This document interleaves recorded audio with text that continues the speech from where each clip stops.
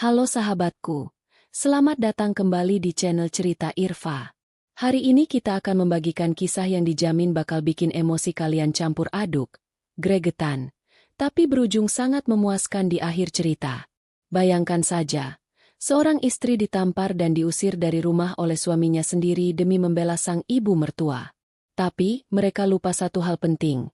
Sang istrilah pemilik sah rumah mewah beserta seluruh isinya. Penasaran kan bagaimana nasib suami dan ibu mertuanya saat kenyataan terungkap?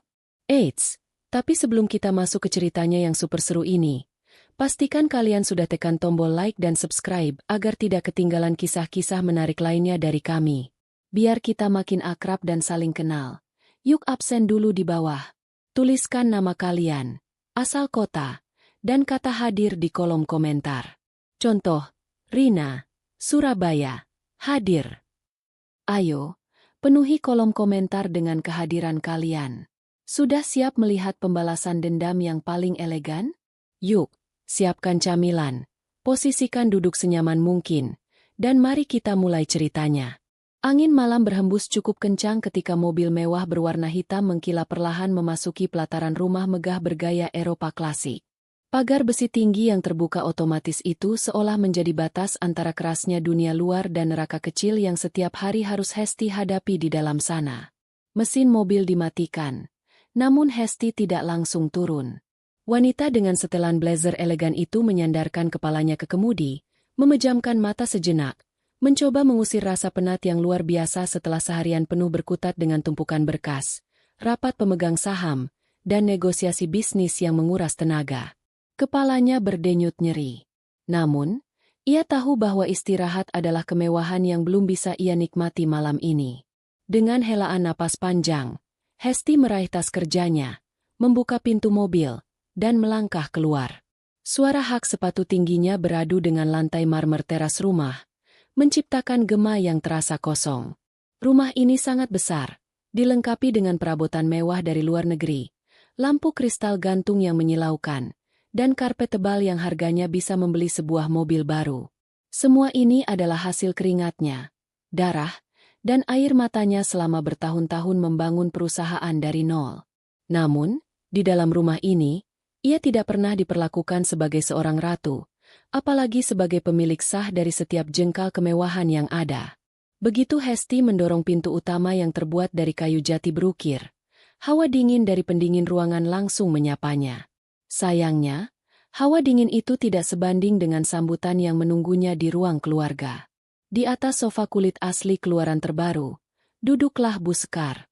Wanita parubaya itu mengenakan gaun tidur berbahan sutra yang dibelikan Hesti bulan lalu, lengkap dengan perhiasan emas yang masih menempel di leher dan pergelangan tangannya. Di depannya, layar televisi berukuran raksasa menampilkan acara hiburan dengan volume yang cukup keras. Baru pulang kamu, Hesti? Suara Bu Sekar menggelegar, mengalahkan suara dari televisi.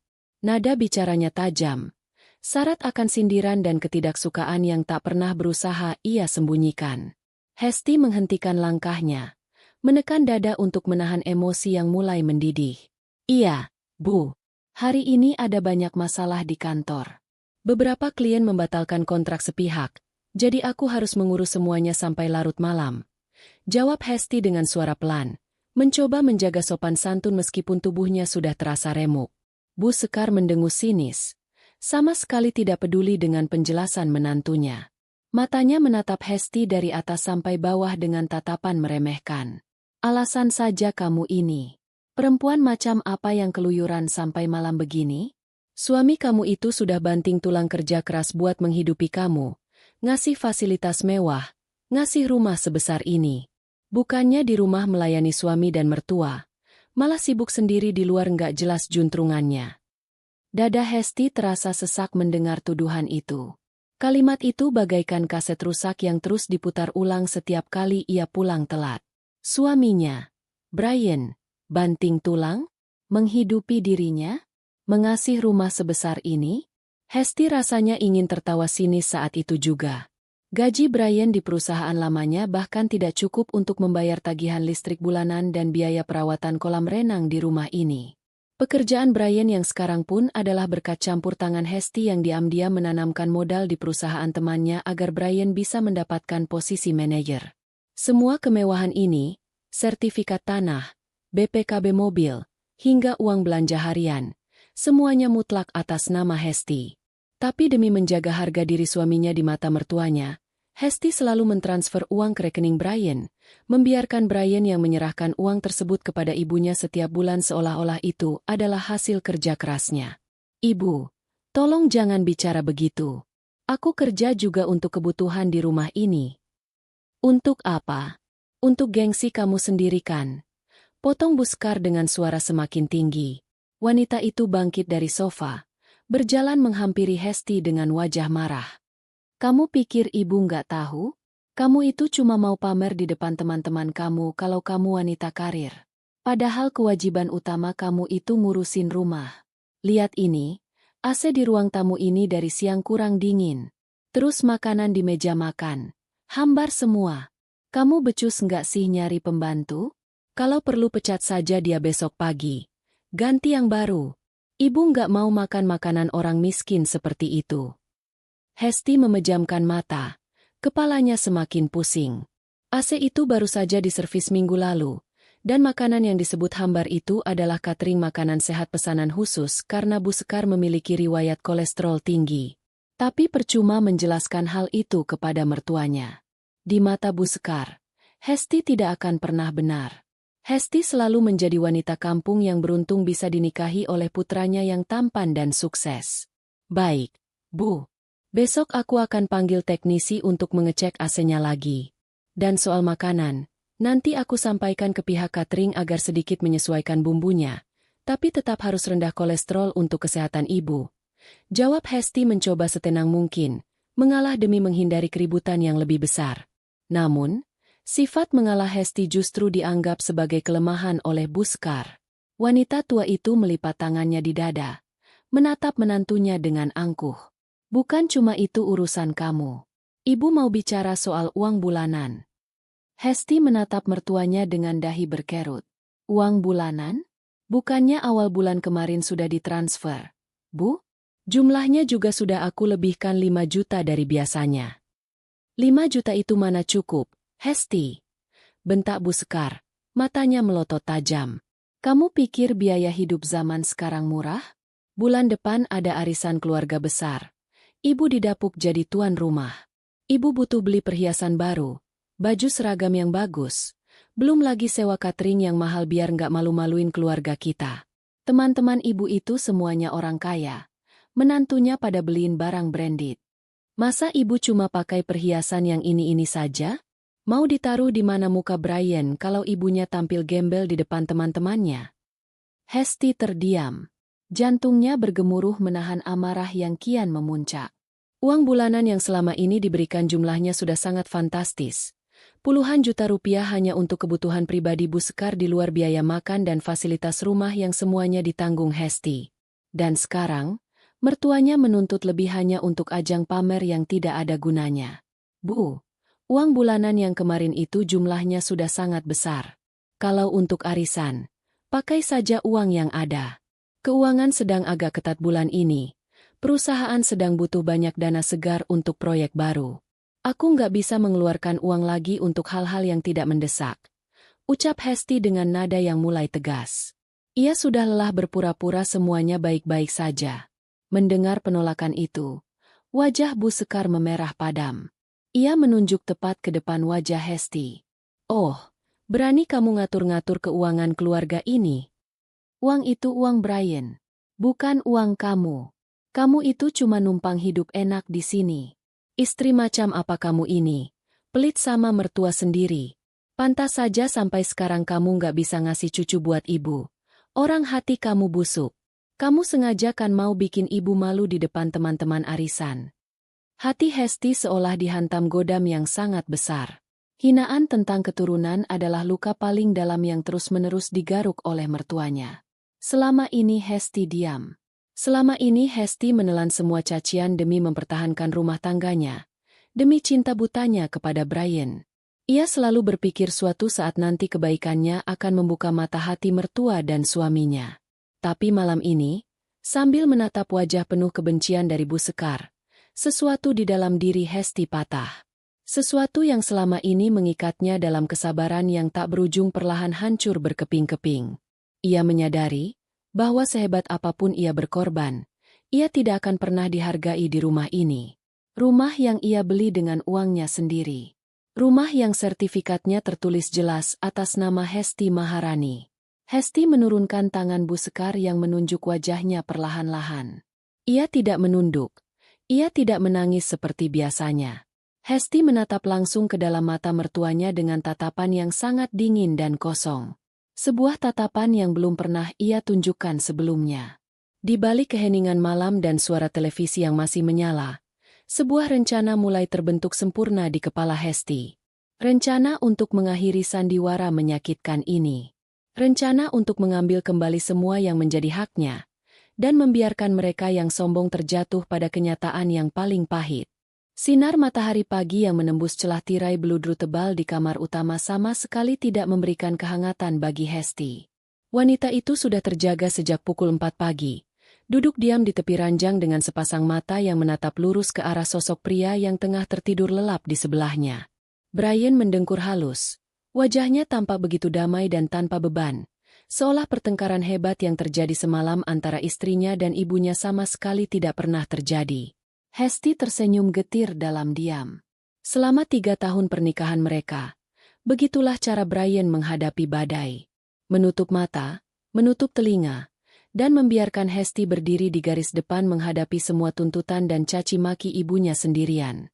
Rasa cinta yang dulu selalu menjadi alasan utama Hesti untuk bertahan kini telah menguap tanpa sisa, mengering hingga ke dasarnya, dan digantikan oleh kekecewaan yang sudah mengerak menjadi bongkahan es di dalam dadanya. Ia berdiri perlahan, melangkah menuju kamar mandi tanpa menimbulkan suara sekecil apapun yang bisa membangunkan suaminya. Air dingin yang mengguyur tubuhnya pagi itu seakan membilas sisa-sisa kenaifan dan harapan kosong yang selama ini membutakan akal sehatnya. Hesti menatap pantulan dirinya di cermin wastafel. Mata yang dulu selalu memancarkan kelembutan dan kesabaran tanpa batas kini telah berubah total, memancarkan sorot mata seorang pebisnis yang tajam, penuh perhitungan, dingin, dan tanpa ampun. Tepat pukul 6 pagi, Hesti sudah berpakaian sangat rapi dengan setelan kerja berwarna abu-abu gelap yang elegan. Ia menuruni tangga rumah mewahnya dengan langkah yang sangat teratur. Di ruang makan yang luas, Bu Sekar belum terlihat batang hidungnya. Hanya ada beberapa asisten rumah tangga yang sedang sibuk menyajikan sarapan dengan wajah tegang. Sangat berhati-hati agar tidak membuat kesalahan kecil yang bisa memancing kemarahan nyonya besar palsu di rumah itu. Hesti sepenuhnya mengabaikan meja makan, melangkah lurus menuju garasi, dan melajukan mobil mewahnya membelah jalanan kota yang masih relatif sepi dari hiruk-pikuk kendaraan. Namun, pagi ini ia tidak mengarahkan kemudinya menuju gedung perkantoran tempatnya biasa bekerja memimpin perusahaannya. Ia berbelok tajam ke sebuah firma hukum elit yang terletak di pusat kawasan bisnis paling bergengsi di kota itu. Ratih, pengacara pribadi sekaligus sahabat kepercayaannya sejak masa kuliah, sudah menunggunya di ruang pertemuan VVIP. Di atas meja kaca berukuran panjang tersebut, beberapa map tebal bersampul merah sudah tersusun sangat rapi. Ratih menatap Hesti dengan sorot mata penuh arti saat sahabatnya itu melangkah masuk dengan aura yang sangat berbeda dan duduk di hadapannya. "Kamu benar-benar sudah memikirkan semua ini matang-matang, Hes?" Tanya Ratih memecah keheningan ruangan yang kedap suara itu. Nadanya terdengar sangat hati-hati namun menyiratkan dukungan yang mutlak. "Begitu kamu menandatangani berkas-berkas ini, tidak akan ada jalan untuk membatalkannya. Rumah mewah di kawasan elit itu, aset terbesar yang kamu bangun dengan keringat dan darahmu sendiri, akan berpindah tangan secara permanen hari ini juga." Hesti menyesap kopi hitam tanpa gula yang sudah disiapkan untuknya, membiarkan rasa pahit itu mengalir membasahi tenggorokannya, menyamai rasa pahit di hatinya. "Aku tidak pernah seyakin ini seumur hidupku, Tih. Rumah itu bukan lagi istana impian bagiku, melainkan sebuah penjara mewah tempat aku terus-menerus dihisap tanpa belas kasihan sedikitpun.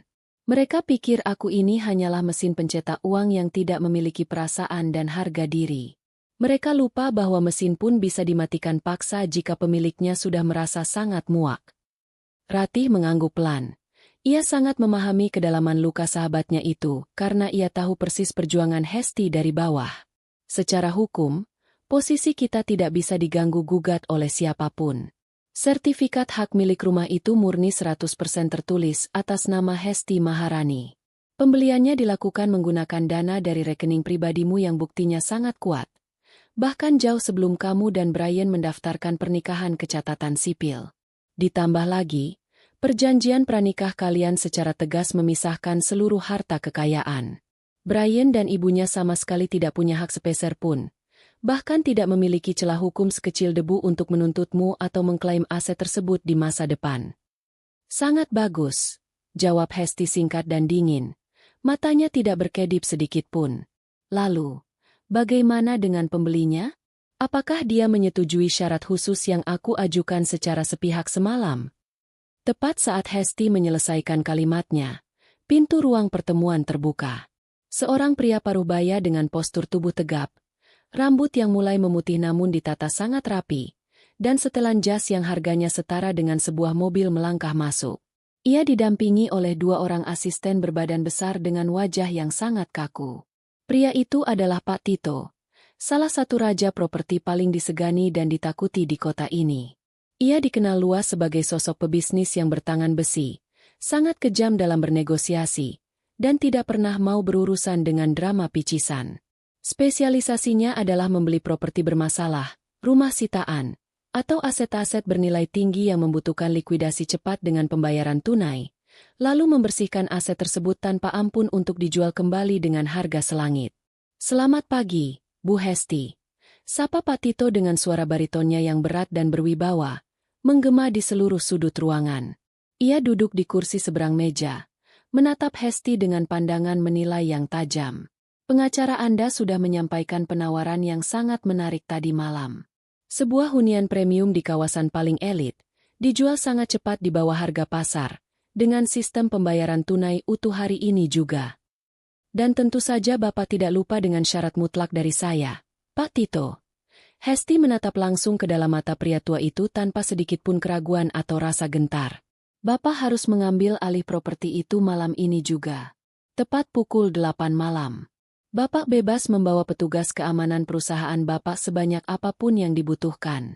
Saya ingin rumah itu dikosongkan malam ini juga, tanpa kompromi, tanpa negosiasi, dan tanpa memberikan waktu toleransi 1 detik pun kepada siapapun yang masih berada di dalam bangunan tersebut. Pak Tito tertawa pelan mendengarnya. Suara tawanya terdengar berat. Ia sudah malang melintang di dunia bisnis properti selama puluhan tahun, melihat ribuan transaksi dengan berbagai motif yang melatar belakanginya. Namun, melihat seorang wanita muda yang tampak begitu elegan dan tenang, tanpa sedikit pun meneteskan air mata, menjual rumah mewahnya secara dadakan hanya untuk memberikan pelajaran fatal pada parasit di hidupnya, adalah sesuatu yang sangat langka dan sangat ia nikmati. Saya sangat menyukai gaya Anda berbisnis, Bu Hesti. Sangat lugas, kejam, dan luar biasa efisien. Puji Pak Tito sambil merapikan tumpukan dokumen di depannya. Kebetulan perusahaan saya memang sedang gencar mencari aset tambahan di kawasan tersebut untuk segera dibongkar dan dijadikan klaster hunian eksklusif yang baru. Jadi, mengosongkan rumah itu secepat mungkin memang sangat sejalan dengan agenda bisnis utama saya bulan ini. Surat perintah pengosongan akan segera saya terbitkan siang ini juga untuk kepala tim keamanan saya. Pastikan mereka tidak memberikan celah sedikit pun. Orang-orang yang ada di dalam rumah itu sangat pandai memutarbalikkan fakta, memanipulasi keadaan, dan berteriak mencari belas kasihan. Tegas Hesti memberikan peringatan terakhirnya. Anda tidak perlu membuang energi untuk mengkhawatirkan hal itu. Pak Tito menyeringai lebar, menampilkan sisi predatornya. Tim lapangan saya terdiri dari orang-orang profesional yang telinganya sudah kebal terhadap tangisan histeris, teriakan amarah, maupun ancaman kosong. Mereka hanya patuh pada kekuatan dokumen legal dan perintah langsung dari saya. Pukul 8 malam tepat, bangunan itu akan sepenuhnya bersih dari penghuni lama beserta seluruh barang rongsokan mereka. Ratih segera membuka map merah di atas meja kaca tersebut, mengeluarkan lembaran akta jual beli resmi dan beberapa lembar dokumen peralihan hak kuasa yang sudah dipersiapkan secara mendetail sejak fajar menyingsing. Seorang notaris rekanan terpercaya yang dibawa oleh Pak Tito juga sudah bersiap memeriksa setiap pasal untuk melegalisasi semuanya dalam hitungan jam. Semua berkas pemindahan tangan sudah siap untuk dieksekusi. Setelah tanda tangan di atas materai ini dibubuhkan, dana segar akan langsung ditransfer secara penuh tanpa potongan ke rekening khusus yang sudah kita siapkan, sehingga jejak keuangannya tidak akan bisa dilacak oleh pihak manapun di negara ini. Jelas Rati sambil menyodorkan sebuah pena berlapis emas yang sangat berat kepada Hesti. Hesti menerima pena tersebut. Jari-jarinya terasa sangat stabil. Tidak ada sedikit pun getaran keraguan yang mengganggu. Dalam benaknya, kembali terputar dengan jelas bentakan kasar Buskar semalam. Wajah angkuh mertuanya yang terus menuntut dibelikan perhiasan mewah untuk ajang pamer arisan. Dan tentu saja, dengkuran tenang Brian yang selalu bersembunyi di balik keringat dan pengorbanan istrinya. Dengan satu tarikan napas panjang yang sangat melegakan, Hesti menggoreskan tanda tangannya dengan tegas di atas materai.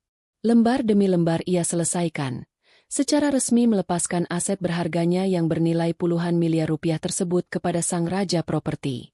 Suara notifikasi bernada khusus dari komputer Jinjing Ratih berbunyi nyaring 10 menit kemudian, menandakan bahwa proses transfer dana dalam jumlah yang sangat fantastis telah berhasil diselesaikan oleh pihak keuangan Pak Tito. Transaksi pembalasan dendam itu berjalan begitu mulus, sangat cepat, dan sama sekali tidak tercium oleh siapapun. Kerjasama bisnis yang sangat memuaskan, Bu Hesti. Pak Tito berdiri dari kursinya dan mengulurkan tangannya yang besar.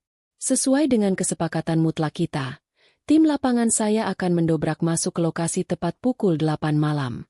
Pastikan Anda sendiri sudah tidak berada di dalam garis api ketika proses pembersihan paksa itu dilakukan oleh anak buah saya. Hesti menyambut jabatan tangan itu dengan genggaman yang tak kalah kuat dan penuh rasa percaya diri. Saya pasti akan berada di sana, Pak Tito. Saya hanya ingin duduk dengan tenang dan memastikan sendiri bahwa proses serah terima properti ini berjalan dengan sangat lancar. Silakan lakukan tugas Bapak malam ini sebagaimana mestinya tanpa ragu sedikit pun. Setelah Pak Tito dan seluruh asistennya meninggalkan ruangan pertemuan tersebut, Ratih menghembuskan napas panjang, menatap sahabatnya dengan perasaan yang campur aduk antara lega karena semuanya berjalan lancar, dan kagum melihat ketegaran Hesti. Semuanya sudah selesai dan tidak bisa dibatalkan lagi. Hes, uangmu aman, dan rumah besar itu resmi bukan milikmu lagi detik ini juga. Apa yang akan kamu lakukan sekarang untuk menghabiskan sisa hari ini? Apakah kamu akan langsung kembali ke kantor untuk memimpin rapat? Hesti menggeleng pelan dengan gerakan yang sangat anggun. Ia berdiri, merapikan setelan blazernya yang sedikit kusut, dan mengambil tas tangannya yang diletakkan di kursi sebelah. Sebuah senyum tipis yang sangat mematikan dan penuh rahasia perlahan terbentuk di sudut bibirnya yang dihiasi lipstik merah gelap. Tidak, Ratih. Aku akan mengambil cuti hari ini. Aku akan menghabiskan sisa waktuku di salon langgananku, melakukan perawatan spa dan relaksasi dari ujung kepala sampai ujung kaki, lalu berbelanja beberapa pakaian rancangan desainer terbaru. Malam ini adalah malam pertunjukan teater terbesarku. Aku harus tampil sesempurna dan secantik mungkin saat melihat mereka berdua diseret keluar dari surga yang selama ini mereka curi dariku secara paksa. Hesti melangkah keluar dari lobi firma hukum itu dengan kepala yang tegak lurus menantang dunia. Udara siang kota yang terasa cukup panas justru terasa begitu menyegarkan dan membebaskan baginya. Rencana cadangan terbesarnya telah dieksekusi dengan sangat sempurna, tanpa celah sedikit pun, dan tanpa ampun. Kini, ia hanya tinggal duduk manis dan menghitung mundur waktu menuju kehancuran total orang-orang yang telah berani menginjak-injak harga dirinya selama bertahun-tahun. Tik-tok, waktu terus berjalan pasti menuju pukul 8 malam. Waktu yang akan menjadi neraka paling nyata dan tidak akan pernah terlupakan seumur hidup bagi Brian dan ibunya. Warna langit keemasan yang perlahan memudar menjadi gelap pekat menjadi latar saat Hesti melangkahkan kaki memasuki pintu utama rumah mewahnya. Penampilannya malam ini sungguh berbeda dari biasanya. Rambutnya yang selama ini selalu hanya diikat asal karena terlalu lelah bekerja menahan beban perusahaan, kini tergerai indah dengan tatanan sempurna dari salon eksklusif langganannya.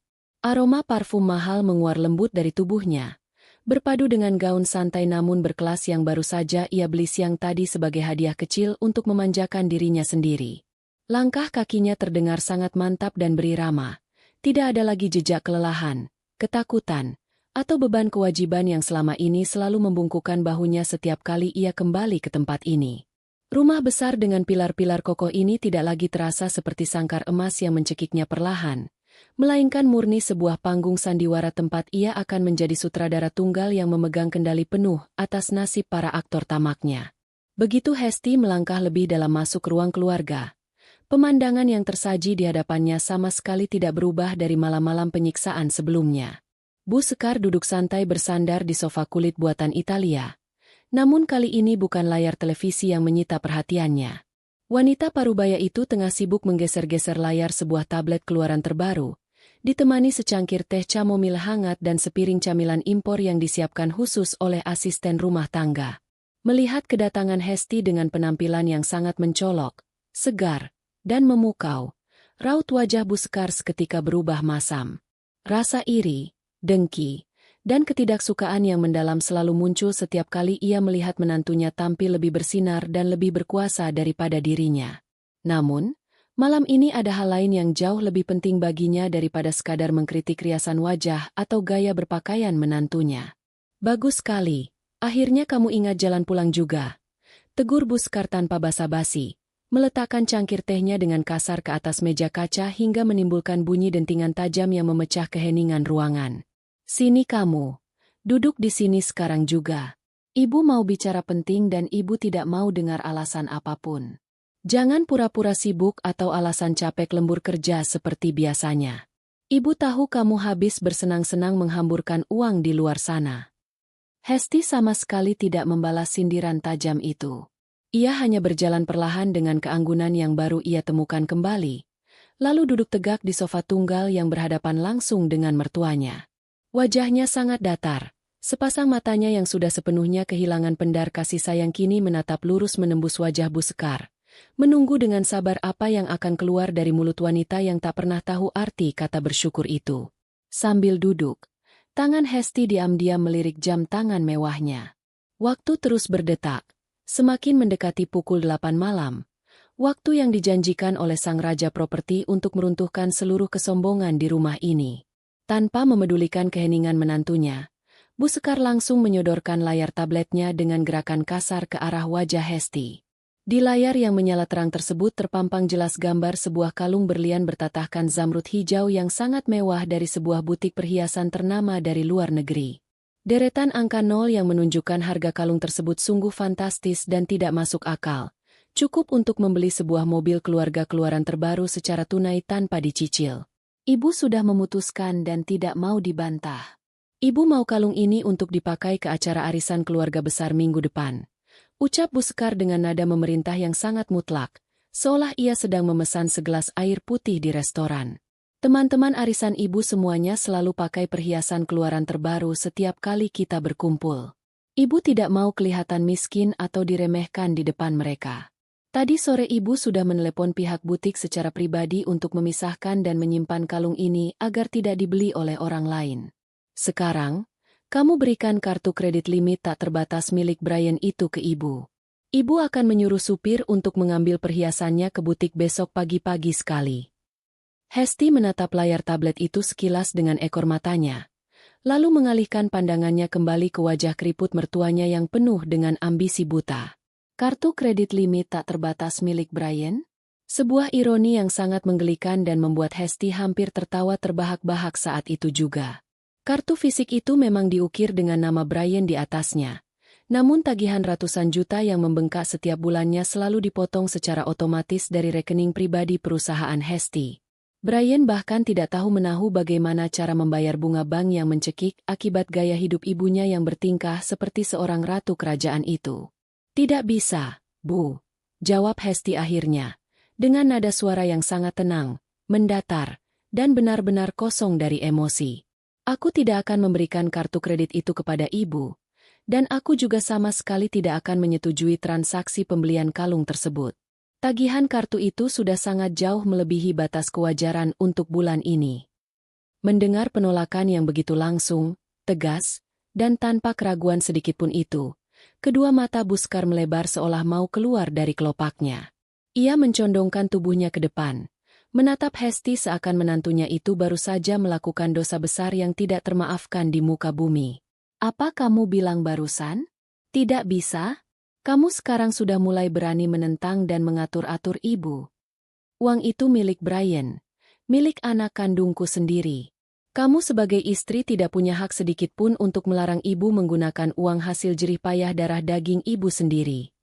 Kalau memang begitu cara ibu berpikir, silakan ibu minta langsung perhiasan itu kepada darah daging ibu sendiri.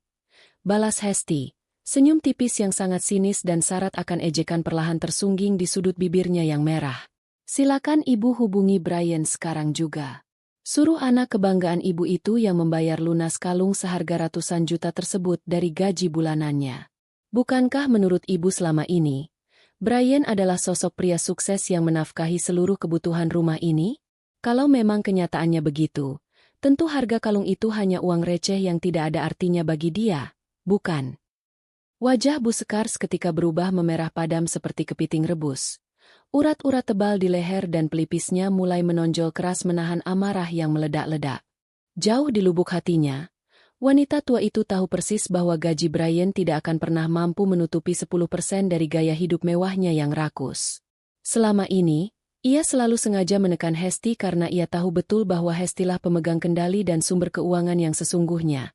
Meskipun ia selalu berlindung di balik nama besar putranya semata-mata untuk menjaga gengsi di depan teman-temannya. Penolakan terang-terangan dan sindiran tajam dari Hesti malam ini benar-benar menghancurkan egonya hingga berkeping-keping. Dasar perempuan kurang ajar dan tidak tahu diuntung. Jerit Bu Sekar dengan sekuat tenaga. Suaranya melengking nyaring memenuhi seluruh penjuru ruangan besar yang beratap tinggi itu. Ia langsung berdiri dari sofa yang empuk, mengacungkan jari telunjuknya yang dihiasi cincin emas tepat ke arah wajah Hesti yang tetap duduk tak bergeming seperti patung es. Kamu pikir kamu siapa berani-beraninya menceramahi ibu di rumah ini? Hah? Kamu itu selamanya cuma perempuan kampung yang beruntung diangkat derajatnya oleh keluargaku. Sebelum kamu berhasil menjebak dan menikah dengan Brian, kamu itu bukan siapa-siapa. Kamu cuma perempuan miskin. Anak orang tidak punya yang mengemis cinta dari anakku supaya bisa hidup enak. Hesti sama sekali tidak tersinggung atau merasa sedih. Hinaan klise yang sama, yang telah diulang ribuan kali bagai kaset rusak selama 3 tahun terakhir pernikahannya, kini sama sekali tidak lagi memiliki kekuatan untuk melukai hatinya. Ia justru merasa sangat kasihan dan iba melihat betapa buta dan bodohnya wanita tua di hadapannya ini terhadap realitas yang sebenarnya sedang terjadi di sekelilingnya. Ibu mungkin sudah mulai pikun. Suara Hesti masih tetap terkendali, bagaikan air es yang menyiram bara api yang sedang menyala terang. Atau mungkin sengaja menutup mata karena terlalu malu mengakui kebenarannya. Coba ibu ingat-ingat lagi dengan otak yang jernih. Siapa sebenarnya parasit yang menumpang hidup enak di sini? Siapa yang membayar lunas semua hutang-hutang peninggalan almarhum suami ibu agar rumah lama kalian yang reot itu tidak disita bank? Dan siapa yang sebenarnya menaikkan derajat keluarga ini dari ambang kebangkrutan yang sangat memalukan hingga ibu bisa duduk bersantai menikmati teh di sofa mahal ini setiap hari? Perkataan Hesti yang dilontarkan dengan nada sangat tenang itu bagaikan tamparan fisik tak kasat mata yang menghantam sangat keras ke wajah Bu Sekar. Fakta kebenaran yang selama ini selalu ia kubur dalam-dalam demi menjaga ilusi gengsi aristokrat palsunya kini dibongkar dan ditelanjangi tanpa ampun oleh wanita yang paling ia benci di dunia ini. Harga dirinya terkoyak habis. Egonya hancur berantakan hingga tak bersisa sedikit pun. Tidak sanggup menerima kenyataan paling pahit yang dengan sengaja dilontarkan Hesti ke wajahnya, Bu Sekar benar-benar kehilangan seluruh sisa akal sehatnya.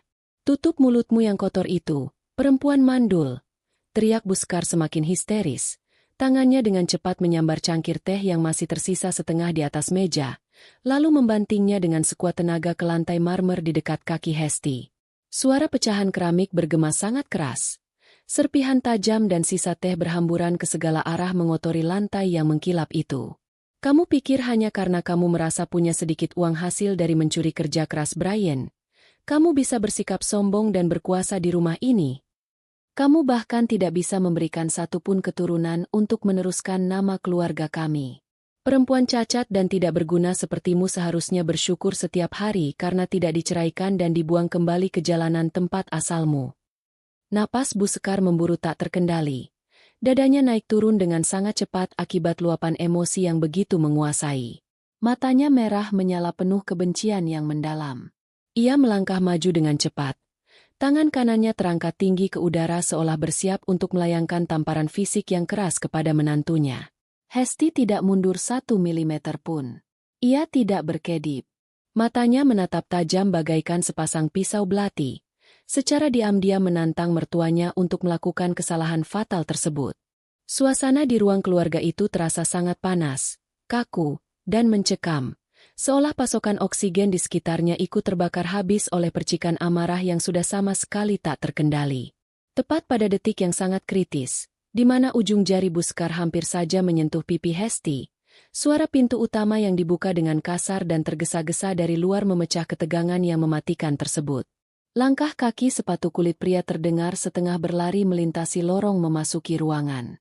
Drama yang sesungguhnya akhirnya telah mencapai titik didihnya yang paling sempurna, dan sang aktor utama yang ditunggu-tunggu telah tiba tepat waktu untuk mengambil bagian terbesar dalam panggung kehancurannya sendiri malam ini.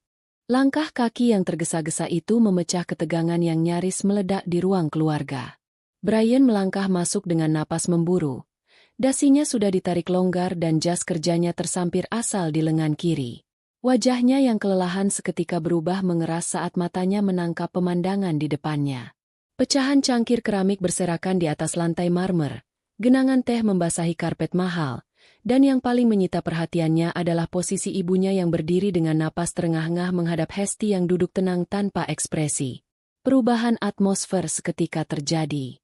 Bak seorang aktris peraih piala penghargaan bergengsi, Bu Sekar yang tadinya beringas sebagai singa betina yang siap menerkam, tiba-tiba meruntuhkan postur tubuhnya. Tangannya yang tadi terangkat tinggi untuk menampar menantunya, kini tiba-tiba mencengkeram dadanya sendiri dengan kuat. Wanita parubaya itu mengerang kesakitan, lututnya seolah kehilangan tenaga, dan ia menjatuhkan dirinya ke atas sofa kulit dengan dramatis, diiringi isakan tangis yang langsung pecah seketika. "Ibu!" Brian berteriak panik, melempar tas kerjanya sembarangan ke lantai dan langsung berlari menghampiri wanita yang melahirkannya itu. Ia berlutut di samping sofa, meraih tangan ibunya dengan raut wajah penuh kekhawatiran yang mendalam. "Ibu kenapa? Apa yang terjadi di sini? Dada ibu sakit lagi." Bu Sekar menangis terseduh-seduh. Air mata palsu mengalir deras membasahi pipinya yang keriput. Tangannya mencengkeram lengan kemeja putranya dengan erat, seolah mencari perlindungan dari sebuah ancaman yang mematikan. "Brian, anakku, untung kamu cepat pulang, Nak. Kalau tidak, mungkin ibu sudah mati serangan jantung malam ini di rumah ini. Istrimu ini benar-benar sudah kehilangan akal sehatnya. Brian!" Dia membentak ibu. Dia menghina keluarga kita habis-habisan. Hesti masih duduk di posisinya, tidak bergeser 1 inci pun. Matanya hanya menatap datar pertunjukan teater murahan yang sedang dimainkan dengan sangat apik oleh ibu mertuanya. Tidak ada niat sedikit pun di hatinya untuk menyela atau membela diri. Ia ingin melihat sejauh mana kebohongan ini akan dirangkai, dan sejauh mana keluguan, atau lebih tepatnya, kebodohan, suaminya akan menelan mentah-mentah racun tersebut. "Apa maksud ibu? Hesti melakukan apa?" geram Brian. Suaranya mulai meninggi seiring dengan rahangnya yang mengeras menahan amarah. Matanya menatap tajam ke arah Hesti, menuntut penjelasan yang sebenarnya tidak pernah ingin ia dengar dari sudut pandang istrinya. "Ibu tadi hanya bertanya baik-baik soal uang bulanan. Brian, ibu bilang bulan ini ada kebutuhan mendesak untuk arisan keluarga. Ibu hanya minta sedikit tambahan dari gajimu." Tapi dia marah besar. Dia membanting cangkir teh ibu sampai hancur berantakan seperti itu. Bu Sekar menunjuk ke arah lantai yang kotor dengan tangan gemetar, memutarbalikkan fakta dengan sangat kejam dan tanpa rasa bersalah sedikit pun. Dia bilang ibu ini lintah darat, parasit yang cuma bisa menghabiskan uangnya. Dia bilang kamu itu laki-laki tidak berguna, dan semua uang di rumah ini adalah miliknya. Dia bahkan menghina ibu karena berasal dari keluarga miskin. Brian, ibu tidak kuat dihina seperti ini oleh perempuan yang dulu kita tolong hidupnya. Darah Brian seolah mendidih hingga ke ubun-ubun mendengar pengakuan ibunya. Rasa rendah diri yang selama ini selalu ia sembunyikan rapat-rapat di balik setelan jas mewahnya, Ego kelaki-lakiannya yang selalu merasa terancam oleh kesuksesan istrinya, kini tersulut hebat oleh bahan bakar kebohongan ibunya. Brian selalu tahu, jauh di sudut hatinya yang paling gelap, bahwa tanpa Hesti ia bukanlah siapa-siapa. Namun, mengakui hal itu sama saja dengan menghancurkan harga dirinya hingga menjadi debu. Maka, cara termudah untuk melindungi egonya adalah dengan menyalahkan Hesti, menekannya, dan menjadikannya kambing hitam atas segala kekurangannya sendiri. Dengan gerakan kasar, Brian berdiri tegak. Ia melangkah mendekati Hesti. Bayangan tubuhnya menutupi cahaya lampu kristal, mengurung Hesti dalam kemarahan yang membabi buta. "Berdiri kamu, Hesti!" Bentaknya dengan suara yang menggelegar ke seluruh penjuru rumah, membuat beberapa asisten rumah tangga yang mengintip dari balik tirai dapur gemetar ketakutan. Hesti mengangkat wajahnya perlahan. Ia berdiri dengan gerakan yang sangat tenang dan elegan, merapikan sedikit lipatan pada gaunnya, lalu menatap suaminya tepat di manik matanya. Tidak ada kilat ketakutan di sana. Tidak ada air mata permohonan yang biasa menggenang. Yang ada hanyalah sebuah jurang kehampaan yang sangat dingin, sebuah keheningan yang jauh lebih mematikan daripada badai. "Apa yang kamu lakukan pada ibuku?" raung Brian. Urat-urat di lehernya menonjol menahan amarah. "Berani-beraninya kamu menghina ibuku di rumahku sendiri. Kamu pikir karena kamu punya jabatan di kantormu, kamu bisa bertindak seenaknya pada keluargaku? Kamu lupa dari mana asalmu sebelum aku menikahimu? Hah? Istri macam apa yang menyiksa mertuanya sendiri sampai menangis histeris seperti ini? Rumahmu." Suara Hesti keluar sangat pelan, nyaris seperti bisikan. Namun ketajamannya mampu menyayat udara di sekitarnya. Seulas senyum miris terbit di bibirnya. "Sejak kapan rumah ini menjadi milikmu, Brian? Dan sejak kapan gajimu yang bahkan tidak cukup untuk membayar tagihan listrik bulanan tempat ini, bisa digunakan untuk membelikan ibumu kalung berlian seharga ratusan juta?" Kata-kata itu meluncur tanpa beban, langsung menohok titik paling memalukan dari keberadaan Brian. Ego pria itu terluka parah, robek dan berdarah oleh kenyataan yang dilontarkan secara telanjang di depan ibunya sendiri. Brian tidak sanggup membalas dengan argumen logis, karena ia tahu persis setiap suku kata yang diucapkan istrinya adalah kebenaran yang mutlak. Ketika logika dan akal sehat seorang pria pengecut telah habis, maka kekerasan fisik adalah satu-satunya pelarian yang tersisa untuk menegaskan dominasi palsunya. Plak! Sebuah tamparan yang sangat keras dan brutal melayang tepat mendarat di pipi kiri Hesti. Bunyi nyaring dari benturan kulit itu menggema dengan mengerikan di ruangan yang luas tersebut. Kekuatan tamparan itu begitu besar hingga membuat wajah Hesti terhempas ke samping. Rambutnya yang tertata rapi seketika berantakan menutupi sebagian wajahnya. Rasa panas yang membakar langsung menjalar, diikuti oleh rasa perih yang menusuk dan aroma anyir darah yang samar-samar terasa di ujung bibirnya yang terluka akibat benturan dengan giginya sendiri. Di atas sofa, Bu Sekar menghentikan tangis palsunya sejenak. Ia terkesiap. Namun sedetik kemudian, sebuah kilat kepuasan yang sangat jahat melintas cepat di kedua matanya. Ia akhirnya berhasil. Ia berhasil membuat putranya menghancurkan wanita yang paling ia benci. Napas Brian memburu cepat. Matanya terbelalak melihat tangannya sendiri yang masih sedikit gemetar di udara. Ada sebersit rasa terkejut dan penyesalan yang melintas sedetik di benaknya, menyadari bahwa ia baru saja memukul wanita yang dulu sangat ia cintai. Namun, ego laknatnya kembali mengambil alih dengan cepat, membunuh nuraninya seketika. Ia menarik napas panjang, menegakkan dadanya untuk menunjukkan kekuasaannya yang semu. "Itu hukuman untuk perempuan kurang ajar yang tidak tahu sopan santun sepertimu," desis Brian dengan suara bergetar penuh amarah, mencoba meyakinkan dirinya sendiri bahwa apa yang baru saja dilakukannya adalah sebuah kebenaran mutlak. "Aku sudah terlalu sabar menghadapi sifat sombongmu selama ini. Aku sudah muak melihatmu terus-terusan merendahkan keluargaku. Kalau kamu tidak bisa menghormati ibuku, maka kamu tidak pantas berada di sini bersamaku." Brian menunjuk ke arah pintu utama rumah dengan telunjuknya yang bergetar. Wajahnya merah padam, dibutakan oleh emosi dan kebodohan yang menyatu. "Minta maaf pada ibuku sekarang juga," sambil bersujud di kakinya. "Atau kamu angkat kaki dari rumah ini sekarang juga. Pergi dan bawa semua kesombonganmu dari sini." Aku tidak butuh istri yang durhaka. Keluar dari rumahku, malam ini juga. Teriaknya memecah keheningan malam, menjatuhkan vonis pengusiran yang ia yakini akan membuat istrinya bertekuk lutut memohon ampun dengan derai air mata kehancuran. Hesti masih terdiam dengan posisi wajah menyamping. Tangan kanannya perlahan terangkat, menyentuh sudut bibirnya yang terasa perih. Ia melihat setetes darah merah di ujung jarinya. Rasa sakit di pipinya sama sekali tidak sebanding dengan rasa sakit di hatinya selama bertahun-tahun. Namun anehnya, malam ini rasa sakit itu justru terasa membebaskan. Tali tak kasat mata yang selama ini mengikatnya pada pria pengecut di hadapannya telah putus sepenuhnya. Tidak ada lagi sisa cinta, tidak ada lagi rasa kasihan, tidak ada lagi harapan. Sangat perlahan, Hesti menolehkan wajahnya kembali menatap Brian. Pipi kirinya sudah memerah hebat, namun sepasang matanya justru menyiratkan sesuatu yang membuat bulu kuduk Brian mendadak meremang. Hesti tidak menangis. Ia tidak berteriak histeris. Ia tidak memohon ampun. Ia juga tidak balas memaki. Sebaliknya, Hesti justru tersenyum. Sebuah senyum dingin yang sangat tenang, misterius, dan penuh dengan perhitungan yang mematikan. Senyum itu adalah sebuah konfirmasi.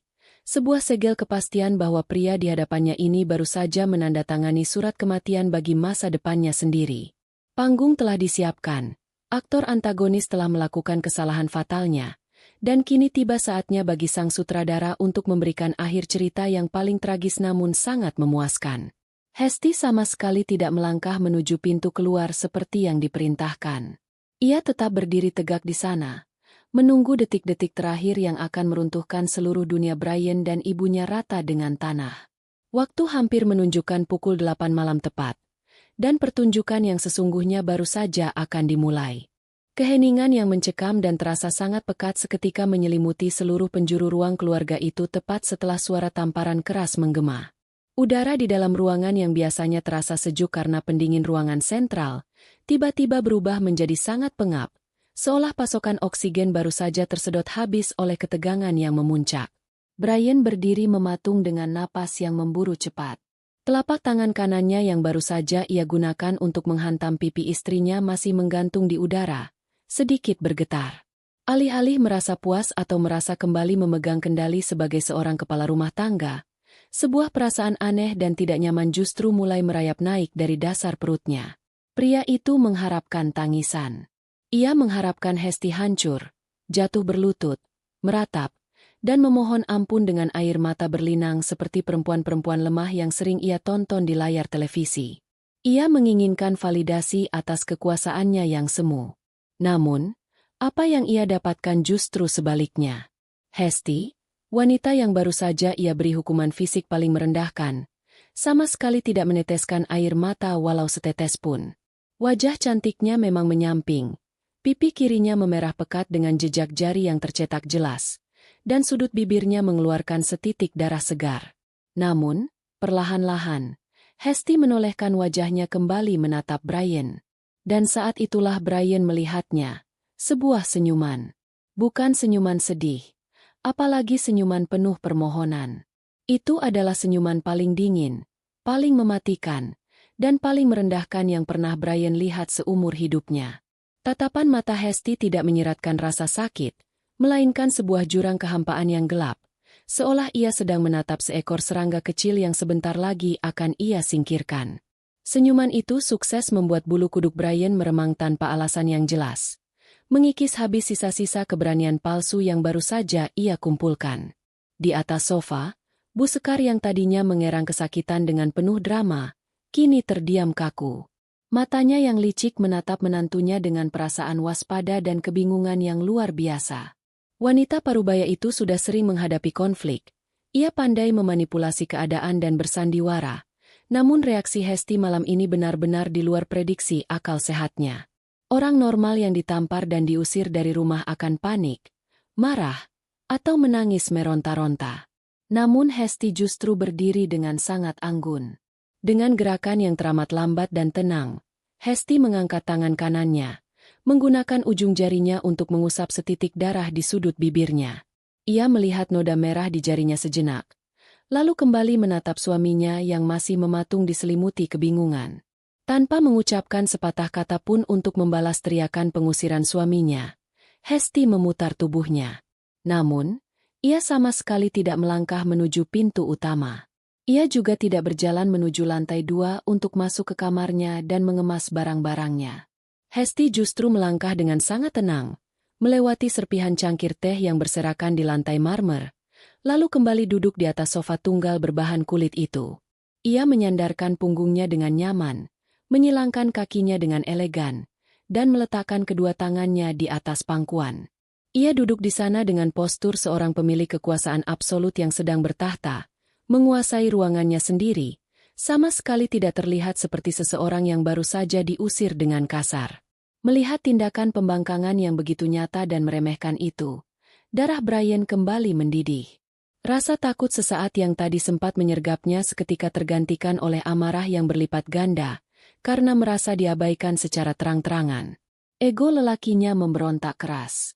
Ia melangkah lebar mendekati Hesti, berdiri menjulang di hadapan istrinya dengan kedua tangan terkepal kuat di sisi tubuh, mencoba menggunakan postur tubuhnya untuk mengintimidasi. "Kamu tuli? Atau otakmu sudah benar-benar tidak waras?" bentak Brian dengan suara yang menggelegar. Wajahnya merah pada menahan luapan emosi yang semakin tak terkendali. "Aku bilang angkat kaki dari rumah ini sekarang juga. Pergi ke kamarmu, kemas semua baju-bajumu, dan keluar dari pintu itu. Aku tidak sudi melihat wajahmu lagi di rumahku. Jangan membuatku harus menyeretmu keluar dengan paksa malam ini juga, Hesti." Hesti mendongak, menatap wajah suaminya yang dipenuhi urat amarah itu. Senyum tipis yang mematikan itu masih belum pudar dari bibirnya. "Menyeretku keluar?" ucap Hesti dengan nada suara yang sangat pelan, nyaris berbisik, namun kejelasannya mampu menembus udara ruangan yang tegang itu bagaikan pisau bedah yang sangat tajam. "Silakan saja dicoba, Brian. Sentuh aku satu kali lagi, selangkah saja kamu berani menarik tanganku, dan aku pastikan hidupmu akan hancur malam ini juga." Ancaman itu diucapkan tanpa intonasi tinggi, tanpa emosi yang meluap, namun justru karena itulah efeknya terasa sangat mengerikan. Brian menelan ludah tanpa sadar. Langkahnya yang hendak maju selangkah lagi tiba-tiba terhenti secara otomatis. Ada sesuatu dalam sorot mata Hesti yang memperingatkannya bahwa wanita itu sama sekali tidak sedang menggertak. Sesuatu di dalam diri Hesti telah berubah total, cangkang kesabarannya telah pecah, dan monster yang selama ini tertidur lelap di bawah selimut pengorbanan akhirnya terbangun sepenuhnya.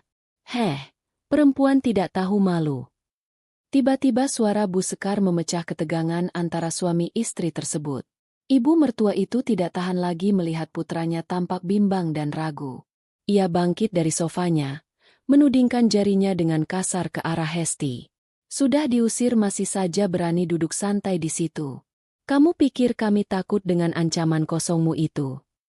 Brian, jangan dengarkan dia. Dia itu cuma menggertak karena dia tidak punya tempat tujuan lain. Seret saja dia keluar sekarang juga. Biarkan dia tidur di pinggir jalan malam ini supaya dia sadar diri siapa yang selama ini memberinya makan dan tempat tinggal mewah." Hesti perlahan memalingkan wajahnya ke arah Buskar. Tatapannya begitu dingin hingga membuat wanita parubaya itu tanpa sadar mundur satu langkah kecil. "Tempat tujuan." Hesti mengulangi kata-kata mertuanya dengan nada mengejek yang sangat kentara. "Oh, ibu tidak perlu mengkhawatirkan tempat tujuanku. Aku bisa tidur di hotel bintang 5 manapun yang aku mau malam ini, bulan depan, atau bahkan sepanjang tahun jika aku menginginkannya." Pertanyaannya justru terbalik. "Bu, apakah ibu dan anak kesayangan ibu ini sudah memikirkan di mana kalian akan tidur malam ini?" Brian dan Buskar saling berpandangan sejenak. Kebingungan bercampur dengan amarah melihat betapa percaya dirinya wanita yang seharusnya sudah hancur itu. Mereka menganggap kata-kata Hesti hanyalah igauan dari seseorang yang tidak sanggup menerima kenyataan pahit bahwa dirinya baru saja dicampakkan dan kehilangan status sosialnya di keluarga tersebut. "Jangan banyak omong kosong kamu," bentak Brian lagi, mencoba mengembalikan dominasinya yang terus-menerus digerus oleh ketenangan istrinya. "Rumah ini adalah milikku. Aku yang memegang kendali di sini. Kamu hanyalah benalu yang sudah terlalu lama menikmati fasilitas hidupku. Sekarang, Karena kamu sudah berani kurang ajar pada ibuku. Fasilitas itu aku cabut detik ini juga. Keluar. Hesti membiarkan Brian menyelesaikan teriakan arogannya. Ia bahkan menikmati setiap detik kebodohan suaminya yang dipertontonkan dengan begitu bangga. Menonton orang bodoh yang merasa menang sebelum berperang adalah sebuah hiburan tersendiri bagi Hesti malam ini. Ia melirik sekilas ke arah jam dinding besar bergaya klasik yang tergantung di dekat tangga melingkar rumah tersebut. Jarum panjang dan jarum pendek perlahan-lahan bergerak merayap, terus mendekati angka yang telah dijanjikan. Waktu hampir menunjukkan pukul 8:04. Tinggal 15 menit lagi sebelum badai sungguhan menghantam rumah ini tanpa ampun. Aku tidak akan pergi kemana-mana, Brian, ucap Hesti dengan nada santai, memecah keheningan yang kembali turun. Ia menyandarkan kepalanya ke bantalan sofa, menatap langit-langit ruangan yang dihiasi lampu kristal mahal seharga puluhan juta. Aku tidak akan mengemas satu potong pun pakaian dari lemari di lantai atas. Aku tidak akan membawa perhiasan, tas, atau sepatu apapun dari rumah ini. Aku hanya akan duduk tenang di sini. Lalu apa yang kamu tunggu? Teriak Buskar dengan napas memburu. Wajahnya semakin memerah karena kebencian yang sudah mendarah daging. Kamu mau menunggu kami mengiba dan membatalkan pengusiranmu? Jangan mimpi kamu. Malam ini juga kamu harus keluar membawa pakaian di badanmu itu dari rumah anakku. Hesti menurunkan pandangannya, menatap lurus tepat ke manik mata mertuanya, lalu beralih menatap suaminya secara bergantian. Senyum di bibirnya perlahan memudar, digantikan oleh ekspresi datar yang sangat menakutkan, seperti ketenangan lautan sesaat sebelum badai besar menyapu daratan. Aku sedang menunggu tamu, jawab Hesti dengan suara yang sangat tenang dan mematikan. Tamu yang sangat penting. Seseorang yang akan datang menjemput tepat pada waktunya, untuk memastikan bahwa orang-orang yang seharusnya angkat kaki dari properti ini, benar-benar keluar tanpa membawa apapun, selain pakaian yang menempel di badan mereka saat ini juga. Brian mengerutkan keningnya, tidak memahami sama sekali teka-teki yang dilontarkan istrinya. Namun, jauh di sudut hatinya yang paling gelap, sebuah lonceng peringatan mulai berdentang pelan. Ia menyadari ada sesuatu yang sangat salah malam ini, sesuatu yang luput dari pandangannya yang tertutup oleh arogansi dan kebodohan. Sementara itu, jarum jam terus berdetak secara konsisten di dinding, menghitung mundur sisa-sisa terakhir dari kemewahan dan kesombongan semu yang selama ini menyelimuti kehidupan Brian dan ibunya. Waktu eksekusi sudah semakin dekat, menjanjikan sebuah kehancuran total yang tidak akan pernah bisa dihindari oleh mereka berdua. Tawa sumbang dan sarkastis tiba-tiba memecah keheningan yang mencekam di ruang keluarga tersebut. Buskar melempar kepalanya ke belakang, tertawa meremehkan seolah ia baru saja mendengar lelucon paling konyol sepanjang abad ini. Suara tawanya terdengar nyaring, memantul di dinding-dinding marmer yang dingin, namun sama sekali tidak menyentuh sorot mata Hesti yang tetap datar dan tak tergoyahkan. Wanita parubaya itu memegangi perutnya yang berbalut gaun tidur sutra, menatap menantunya dengan pandangan mencemooh yang sangat merendahkan. Tamu, kamu bilang kamu sedang menunggu tamu malam-malam begini. Buskar mencibir, bibirnya melengkung ke bawah membentuk senyum sinis yang sangat menyebalkan. Siapa tamu penting yang kamu maksud itu, Hesti? Apakah kamu menelepon keluargamu yang miskin di kampung itu untuk datang menjemputmu dengan mobil pickup rongsokan mereka? Atau kamu memanggil teman-teman kantormu yang sama-sama tidak tahu diri itu untuk membelamu di sini? Dengar ya, perempuan kampung, siapapun tamu yang kamu panggil, mereka tidak akan bisa menyelamatkanmu. Ini adalah rumah anakku. Tidak ada seorang pun yang berani melangkah masuk melewati pintu depan tanpa izin dari Brian. Brian, yang berdiri menjulang di dekat meja kaca yang berantakan oleh pecahan cangkir, melipat kedua lengannya di depan dada. Otot-otot rahangnya menonjol keras, namun di balik kemarahan yang membara di wajahnya, ada segelintir kegelisahan yang mulai merayap naik, menyusup masuk melalui celah-celah kesombongannya. Kata-kata Hesti tentang mengambil alih properti dan keluar tanpa membawa apapun, terus berdengung di telinganya bagai kawanan lebah yang mengganggu. Otaknya yang tidak terbiasa berpikir rumit mencoba mencerna teka-teki tersebut. Selama ini, ia memang selalu menerima fasilitas mewah ini begitu saja tanpa pernah mempertanyakan rincian legalitasnya. Ia tahu Hesti yang membayar semuanya, Namun ego lelakinya selalu memanipulasi kenyataan itu, meyakinkan dirinya sendiri bahwa sebagai suami, ia adalah pemilik sah atas segala sesuatu yang berada di bawah atap ini, termasuk harta benda istrinya. Namun malam ini, ketenangan absolut yang ditunjukkan Hesti sukses menggoyahkan pilar-pilar kebohongan yang ia bangun sendiri. Ia menatap lekat-lekat wajah istrinya. Pipi kiri Hesti yang memerah akibat tamparannya sama sekali tidak membuat wanita itu terlihat lemah. Sebaliknya, luka itu justru tampak seperti lencana perang yang dikenakan oleh seorang jenderal yang tahu persis bahwa ia telah memenangkan pertempuran sebelum pedang musuh sempat terhunus. "Berhenti bermain-main, Hesti," geram Brian dengan suara rendah yang mengancam. Ia mengambil satu langkah maju, mencoba kembali mengintimidasi. "Kamu pikir dengan mengulur-ulur waktu dan berbicara omong kosong seperti ini, aku akan mengubah keputusanku? Tidak sama sekali. Kesabaranku sudah habis. Kalau tamumu itu memang ada, biarkan dia datang. Aku akan dengan senang hati menyeretmu keluar dari pintu itu dan melemparkanmu tepat ke hadapannya. Biar semua orang tahu betapa memalukannya kelakuanmu malam ini." Hesti sama sekali tidak merespons provokasi tersebut. Ia hanya memutar pergelangan tangan kirinya dengan gerakan yang sangat anggun, melirik sekilas ke arah jam tangan bertahtakan berlian kecil yang melingkar sempurna di sana. Jarum jam menunjukkan pukul 7:55 menit. Tinggal 5 menit lagi. 5 menit menuju kehancuran total panggung sandiwara yang telah menyiksanya selama 3 tahun terakhir. Tanpa mengalihkan pandangannya dari jam tangannya, Hesti merogoh saku gaunnya dan mengeluarkan sebuah ponsel pintar keluaran terbaru. Gerakannya sangat lambat, teratur, dan penuh percaya diri, seolah ia sedang melakukan ritual suci yang tidak boleh diganggu-gugat. Melihat istrinya mengeluarkan ponsel, Brian tanpa sadar menahan napasnya. Ada sesuatu yang sangat mengintimidasi dari kesunyian Hesti. Hesti membuka kunci layar ponselnya, mencari sebuah nama di daftar kontak cepat, dan menekan tombol panggilan. Ia lalu mengangkat ponsel itu, menempelkannya ke telinga kanannya. Suasana di ruang keluarga itu mendadak menjadi sangat sunyi. Saking sunyinya hingga Brian dan Buskar bisa mendengar suara nada sambung yang samar-samar keluar dari pengeras suara ponsel Hesti. Hanya butuh 2 kali nada dering sebelum panggilan itu dijawab oleh seseorang di seberang sana. "Halo." Suara Hesti memecah keheningan. Nadanya tidak lagi pelan atau berbisik, melainkan sangat lantang, jelas, dan penuh dengan otoritas absolut. Itu adalah suara seorang pimpinan eksekutif yang sedang memberikan instruksi final kepada bawahannya, bukan suara seorang istri yang baru saja diusir dari rumahnya sendiri. Hesti memberikan jeda 1 detik. Matanya menatap lurus tepat menembus manik mata Brian yang kini mulai membelalak karena kebingungan yang semakin memuncak. "Semuanya sudah selesai. Tidak ada yang perlu ditunda lagi," ucap Hesti dengan artikulasi yang sangat tajam dan dingin. "Silakan ambil alih properti Anda sekarang.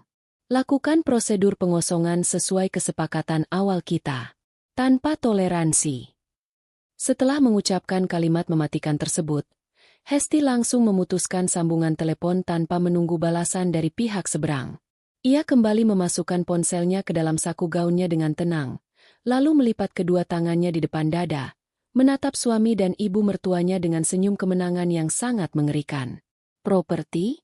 Pengosongan? Apa maksudmu?" Brian meledak.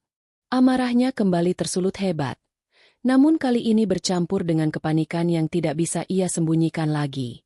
Kalimat yang baru saja diucapkan Hesti terdengar sangat formal, dingin, dan syarat akan ancaman hukum yang nyata. Itu bukanlah bahasa yang digunakan untuk memanggil keluarga atau teman biasa. "Siapa yang baru saja kamu telepon? Kamu merencanakan apa di belakangku, Hesti?" "Jawab." Di atas sofa seberang, Buskar juga mulai merasakan hawa tidak sedap merayapi tengkuknya. Firasat buruk seorang wanita tua mulai bekerja, namun kesombongannya masih berusaha menolak kenyataan.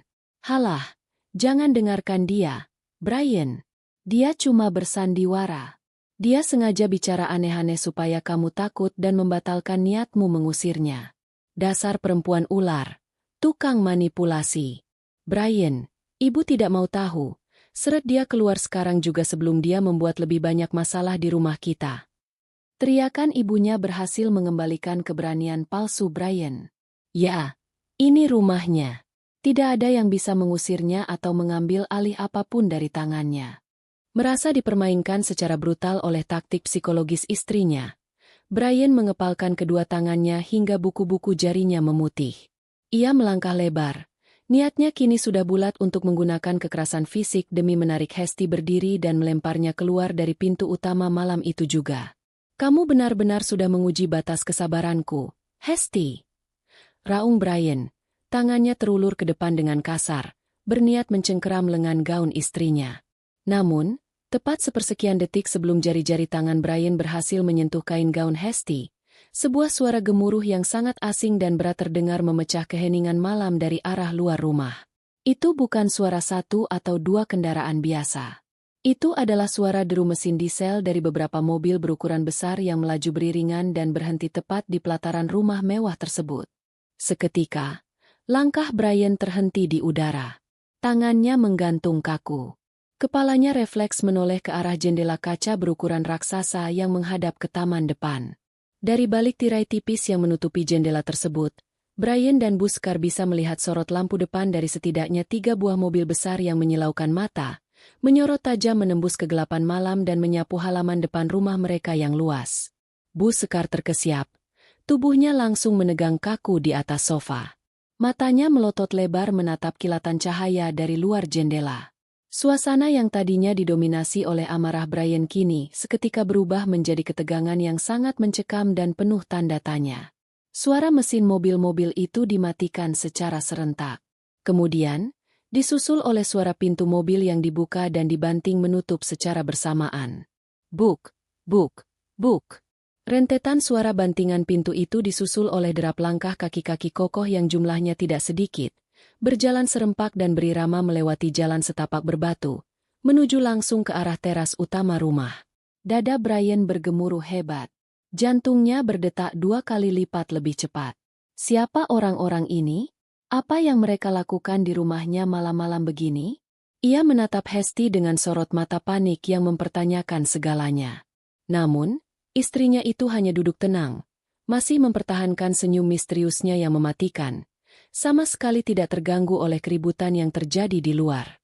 Belum sempat Brian membuka mulutnya untuk menuntut penjelasan dari Hesti, sebuah suara ketukan yang sangat keras, berat, dan otoriter terdengar menghantam pintu kayu jati utama rumah mereka. Duk, duk, duk. Ketukan itu tidak terdengar seperti ketukan tamu yang ramah, melainkan sebuah gedoran dari otoritas yang menuntut untuk segera dibukakan pintu tanpa basa-basi. Gedoran keras itu menggema ke seluruh penjuru rumah, membuat para asisten rumah tangga yang bersembunyi di dapur memekik pelan ketakutan. Buskar mencengkeram bantalan sofa dengan tangan gemetar. Wajahnya yang tadi merah padam karena amarah kini mulai memucat pasi. Buka pintunya, Brian. Ucap Hesti memecah keheningan yang mencekam itu. Suaranya terdengar sangat lembut, kontras dengan gedoran keras di luar, namun efeknya bagaikan racun yang perlahan melumpuhkan saraf suaminya. Sebagai tuan rumah yang baik, bukankah kamu harus menyambut tamu penting yang sudah jauh-jauh datang untuk mengambil apa yang menjadi milik mereka? Dengan napas yang tertahan di tenggorokan, dan ego yang masih berusaha keras meronta menolak takdir kehancurannya, Brian membalikkan badannya. Ia membusungkan dadanya, mencoba memasang wajah sangar yang paling berani, lalu melangkah panjang menuju pintu utama rumah tersebut.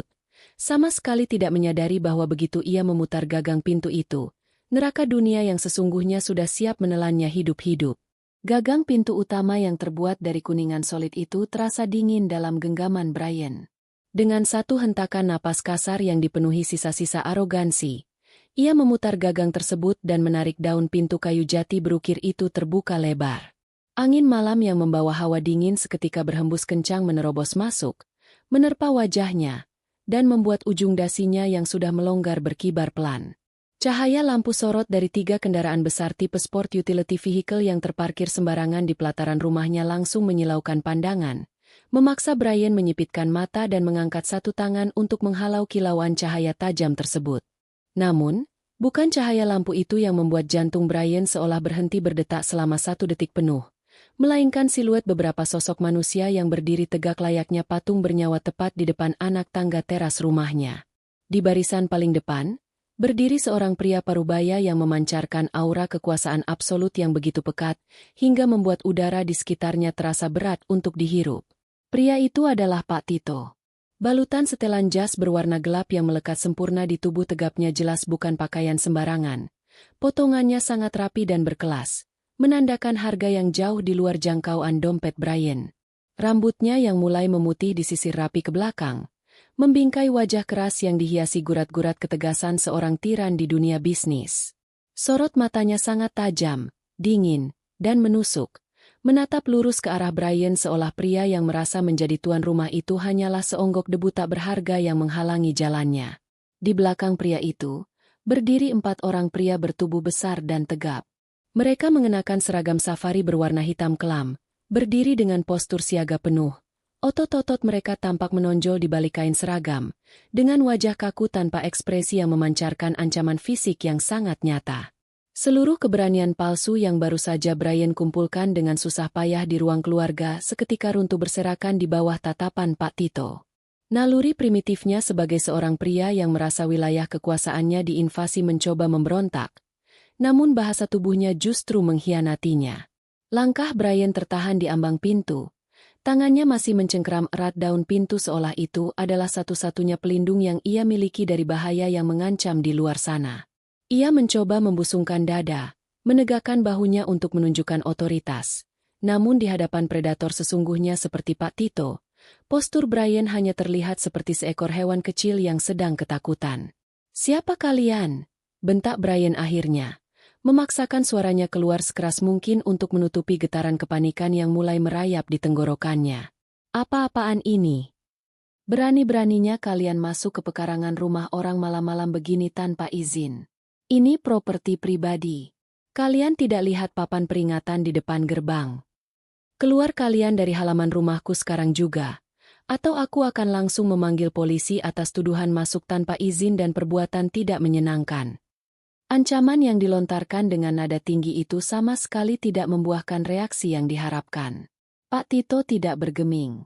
Ia tidak menunjukkan tanda-tanda terkejut, marah, apalagi takut. Pria parubaya itu justru tersenyum, sebuah senyuman asimetris yang sangat merendahkan, seakan ia sedang mendengarkan rengekan anak kecil yang kehilangan mainannya. Pak Tito tidak menjawab pertanyaan Brian.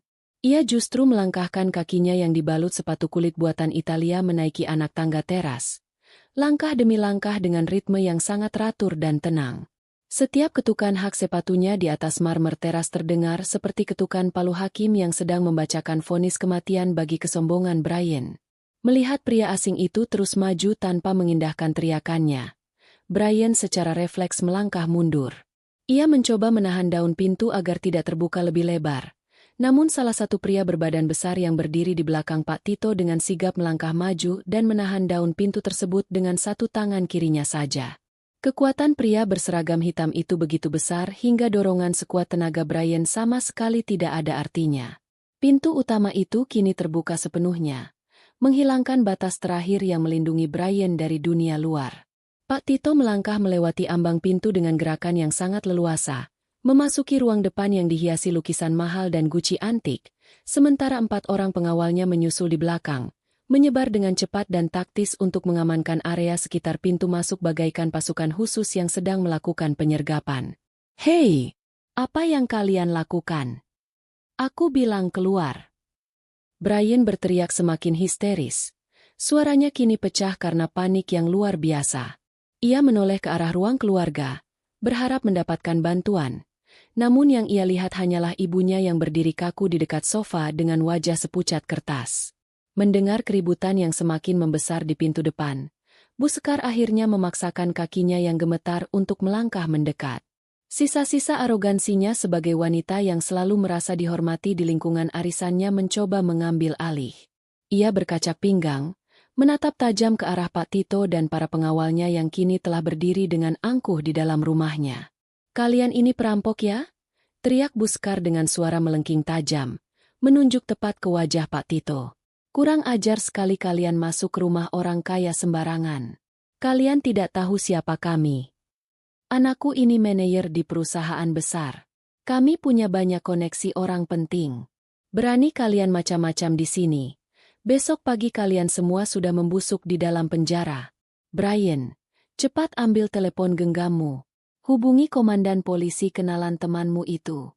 Biar orang-orang miskin tidak tahu diri ini diseret ke sel malam ini juga.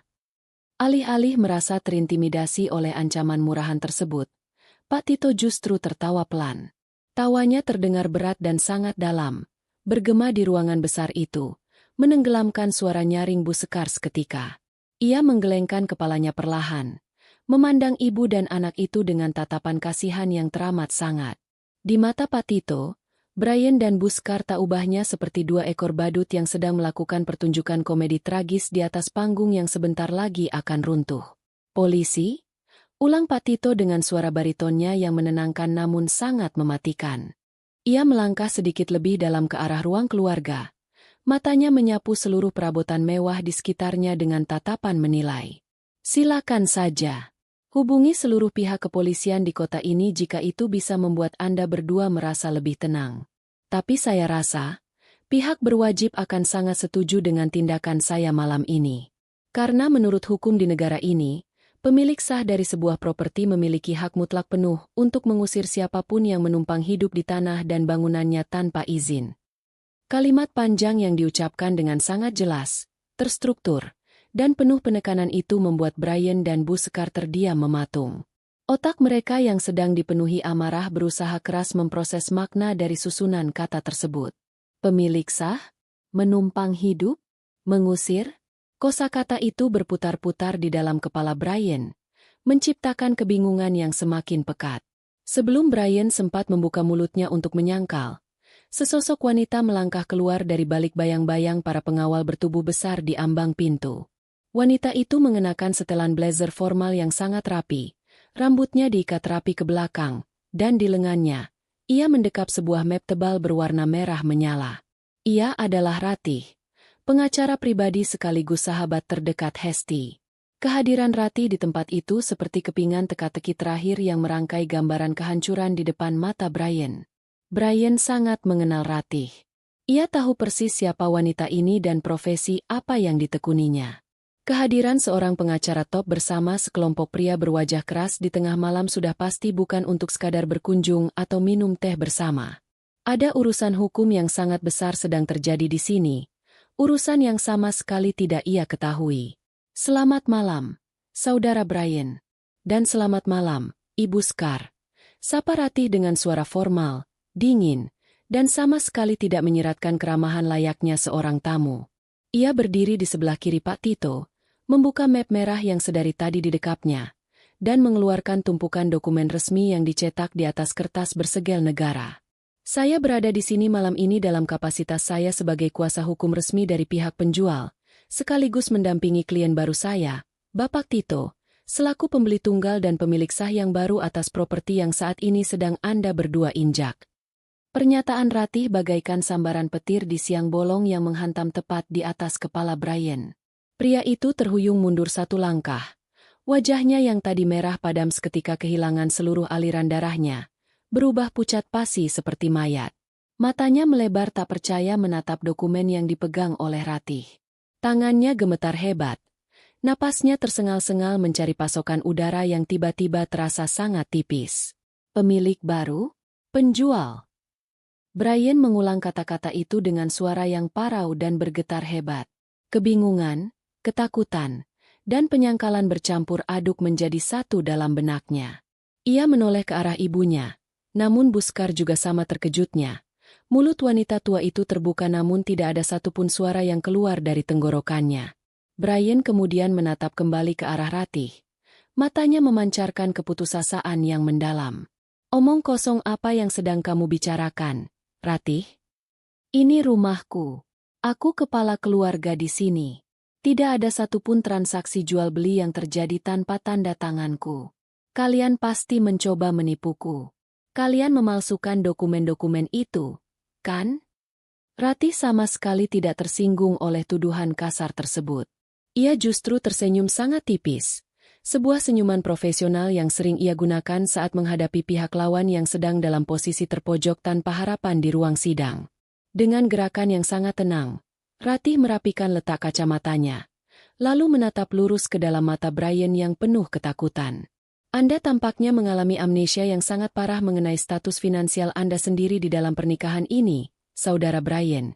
Jawab Ratih dengan nada suara yang sengaja dikeraskan agar menggema ke seluruh ruangan, memastikan setiap asisten rumah tangga yang bersembunyi ikut mendengarnya dengan jelas. Silakan Anda periksa kembali ingatan Anda, atau periksa langsung ke Badan Pertanahan Nasional jika Anda masih memiliki waktu dan ongkos besok pagi. Sertifikat hak milik atas tanah dan bangunan mewah ini, sejak awal pembeliannya 3 tahun yang lalu, tidak pernah satu kali pun mencantumkan nama Anda di atasnya. Ratih menghentikan kalimatnya sejenak, membiarkan keheningan menyiksa psikologis Brian yang semakin hancur, sebelum memberikan pukulan pamungkas yang paling mematikan.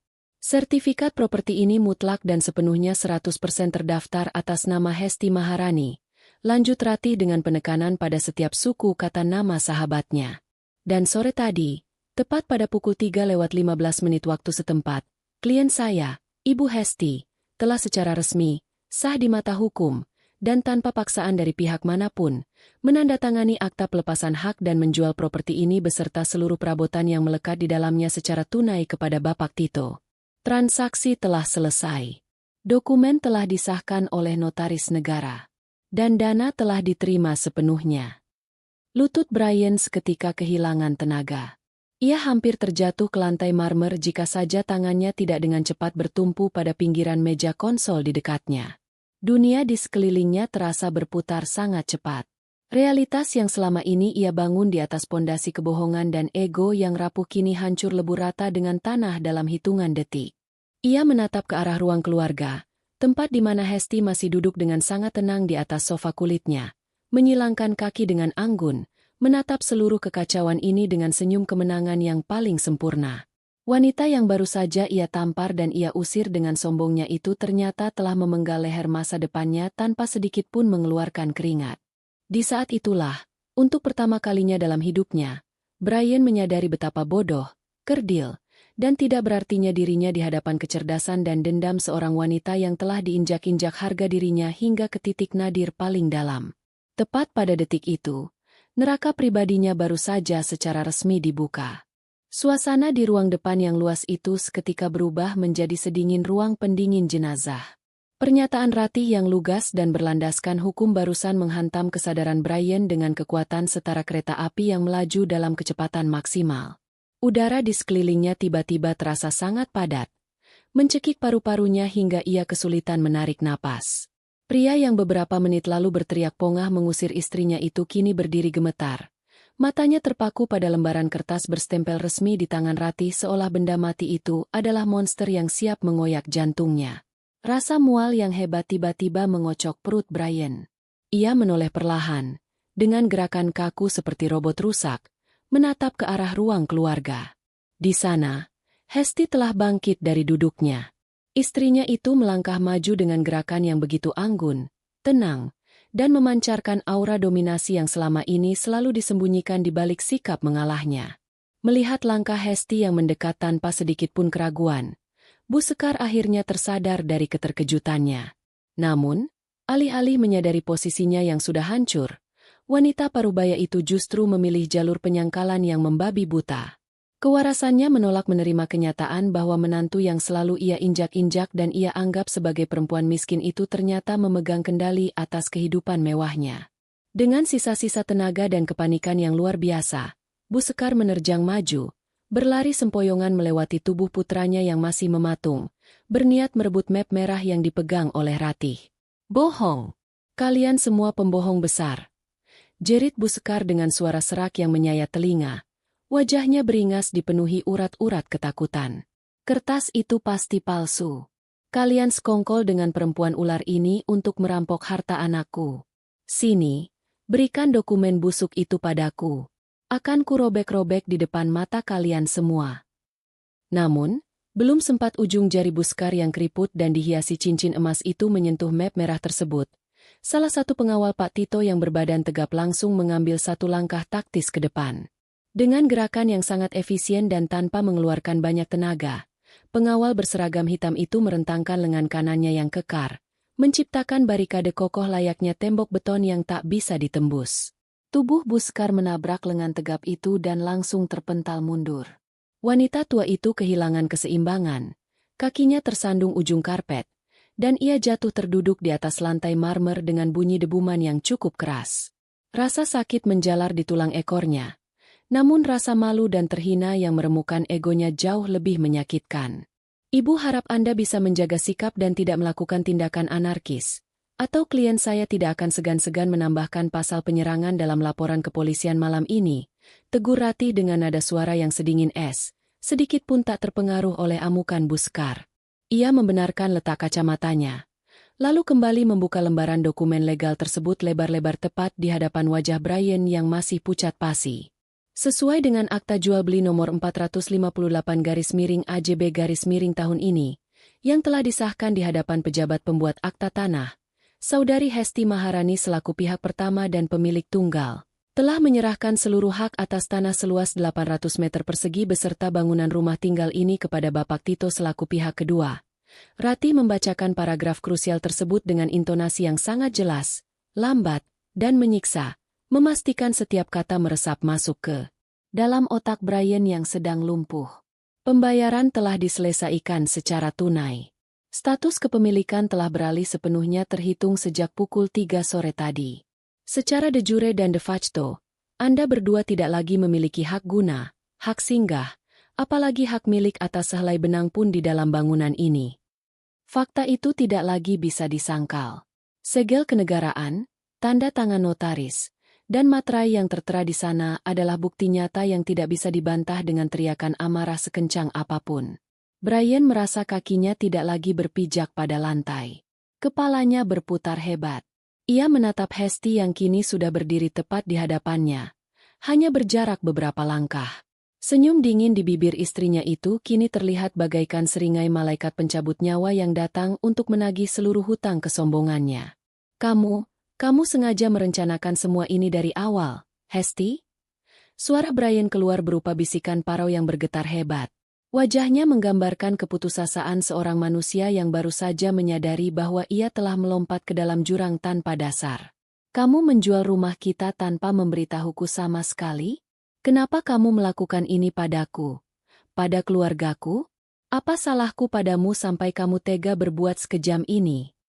Mendengar pertanyaan yang dilontarkan dengan nada seolah menjadi korban itu, Hesti tertawa pelan. Tawa yang sama sekali tidak menyiratkan kegembiraan, melainkan sebuah ejekan tajam yang mengiris sisa-sisa harga diri suaminya. Hesti melipat kedua tangannya di depan dada, menatap pria yang baru saja menamparnya beberapa menit yang lalu itu dengan pandangan merendahkan dari ujung rambut hingga ujung kaki. Rumah kita? Keluargamu? Sekejam ini. Hesti mengulangi kata-kata Brian, membedah setiap suku katanya dengan nada sarkastis yang sangat pekat. Ia melangkah satu tindak lebih dekat, menipiskan jarak di antara mereka hingga Brian secara refleks memundurkan wajahnya. Otakmu sepertinya benar-benar sudah berhenti berfungsi.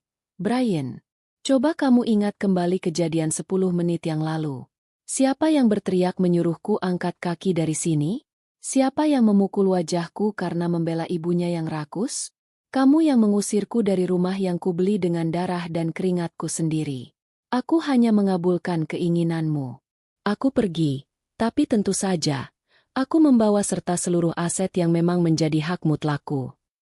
Hesti mengalihkan pandangannya ke arah bawah, menatap Buskar yang masih duduk di lantai dengan wajah pias dan napas tersengal-sengal menahan tangis ketakutan yang sesungguhnya.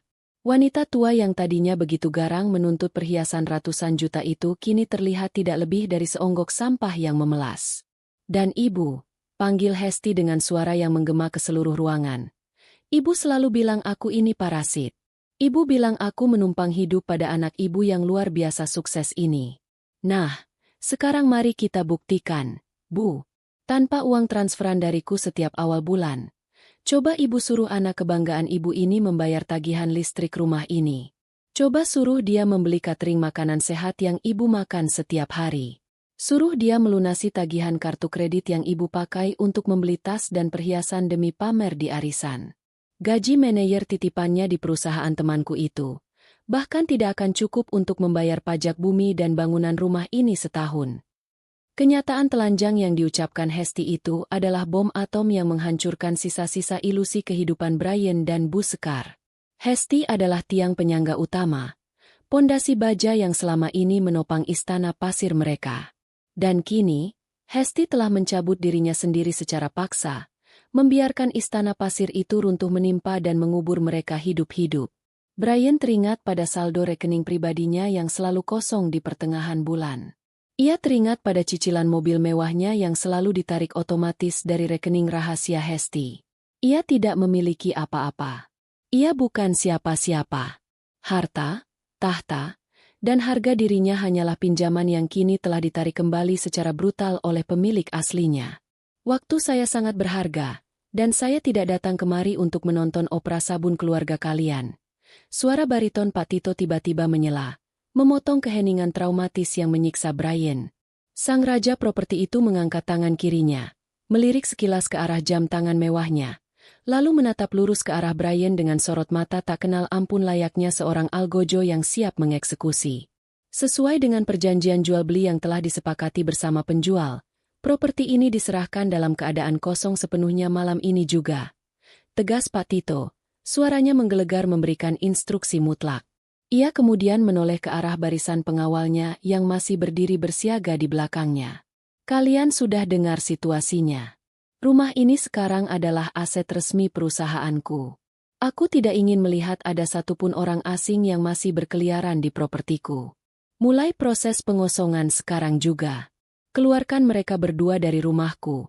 Detik ini juga, tanpa kompromi.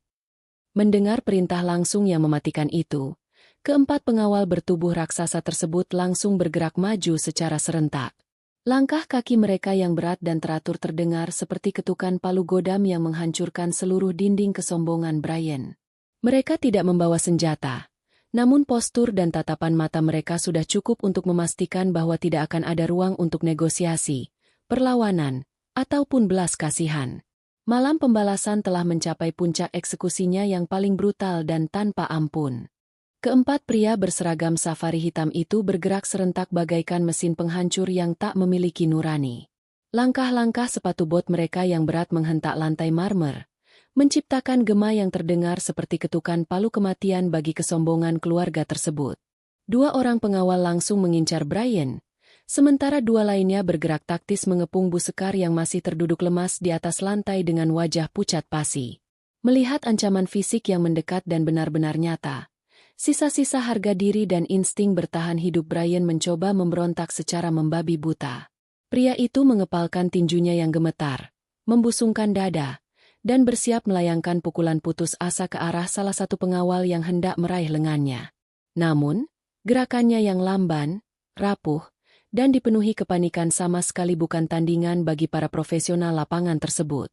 Dengan satu gerakan kilat yang sangat mematikan dan efisien, pengawal itu menepis tangan Brian, memelintir lengan kanannya ke belakang punggung dengan kasar, dan menekannya ke bawah hingga lutut pria arogan itu menghantam lantai pualam dengan bunyi retakan yang menyakitkan. Brian mengerang tertahan. Wajahnya menyeringai menahan sakit yang luar biasa saat sendi bahunya seakan hampir lepas dari sarangnya. Lepaskan aku. Bajingan kalian semua, lepaskan tanganku. Raung Brian dengan napas tersengal. Tubuhnya meronta-ronta sia-sia di bawah cengkeraman baja sang pengawal yang sama sekali tidak bergeming. Hesti, suruh anjing-anjing ini melepaskanku sekarang juga. Kamu tidak bisa memperlakukanku seperti binatang begini di rumahku sendiri. Aku suamimu, Hesti. Aku kepala keluarga. Ingat janji pernikahan kita, teriaknya memelas. Suaranya kini melengking pecah dipenuhi ketakutan yang merendahkan martabatnya sendiri hingga ke titik terendah. Di sudut lain ruangan yang mencekam itu, Bu Sekar akhirnya menyadari bahwa ini bukanlah gertakan psikologi semata. Kehancuran mutlaknya sudah benar-benar berada di depan mata. Wanita tua itu memekik histeris saat dua pengawal bertubuh raksasa berdiri menjulang tinggi di atasnya, menutupi cahaya lampu dan mengurungnya dalam bayangan ketakutan. Insting keserakahannya yang sudah mendarah daging seketika mengambil alih sisa akal sehatnya. Ia memaksakan diri merangkak bangun dengan lutut gemetar, bukan untuk melawan atau membela putranya, melainkan berniat berlari menuju tangga melingkar yang mengarah ke kamarnya di lantai 2. Tunggu! Jangan sentuh aku. Aku mau ke kamarku. Perhiasanku, berlian, emas, dan tas-tas mahalku masih ada di dalam brankas. Aku harus mengambil barang-barangku dulu. Setidaknya biarkan aku berkemas dan membawa apa yang menjadi milikku. Jerit Buskar seraya mencoba menerobos barikade para pengawal tersebut dengan sisa tenaganya. Gaun tidur sutranya yang mahal tampak kusut masai. Sangat kontras dengan wajahnya yang kini beringas diliputi keserakahan yang membuta dan tak tahu malu.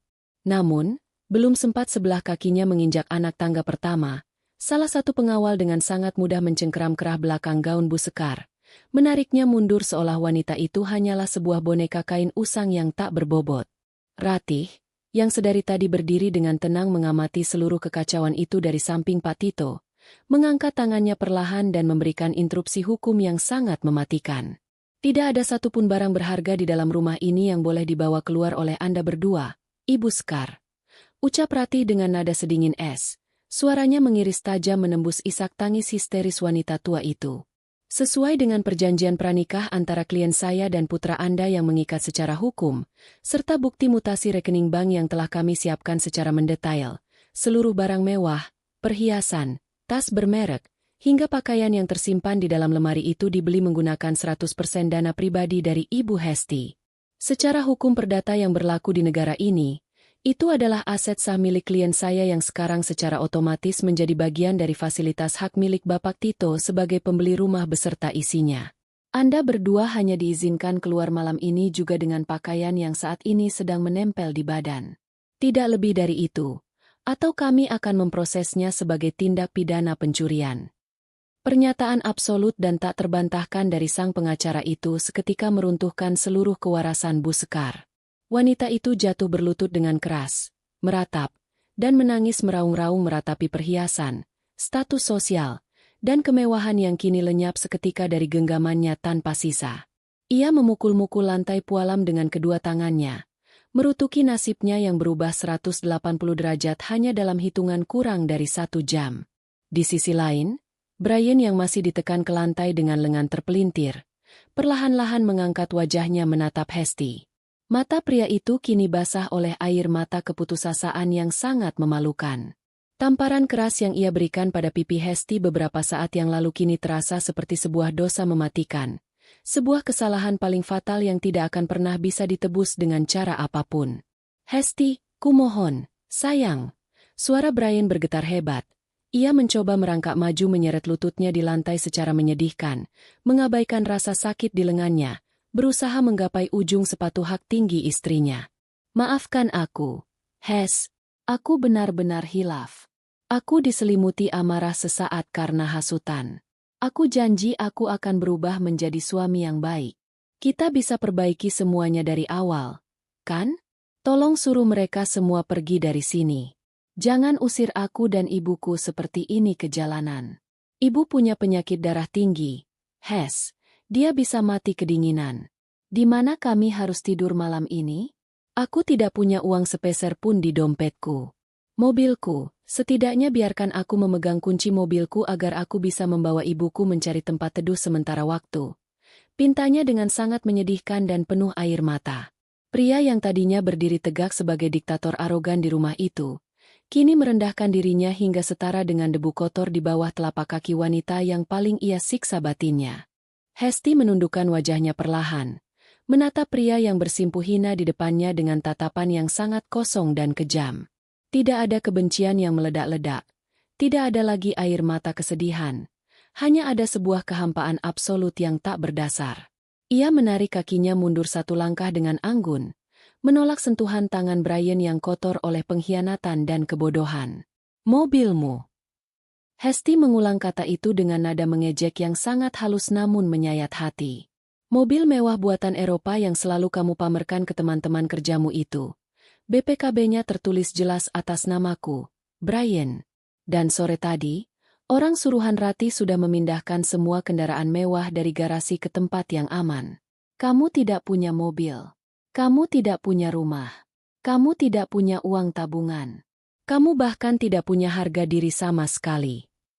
Tanpa memberikan kesempatan bagi Brian untuk membalas, Hesti mengalihkan pandangannya, menatap ke arah Pak Tito yang sedari tadi menyaksikan drama menyedihkan itu dengan raut wajah tanpa ekspresi dan kedua tangan terlipat di dada.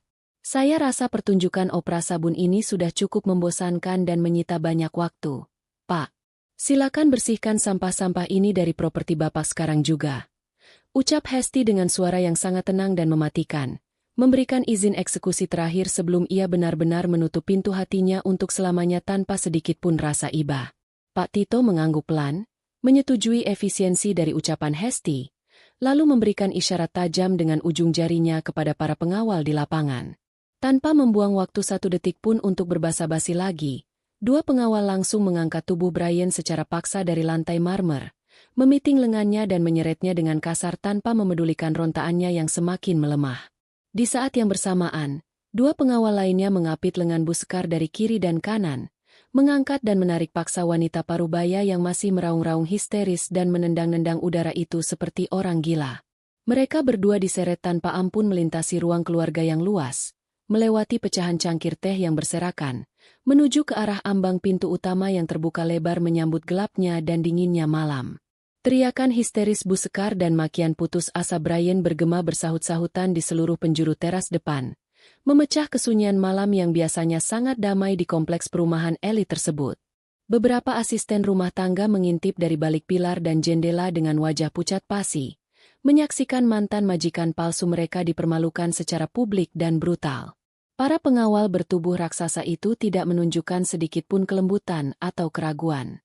Mereka menyeret Brian dan Bu Sekar menuruni anak tangga teras dengan cepat, menarik mereka melintasi halaman berbatu yang panjang, dan akhirnya melempar tubuh kedua orang itu dengan kasar tepat keluar trotoar jalan melewati pagar besi rumah yang menjulang tinggi.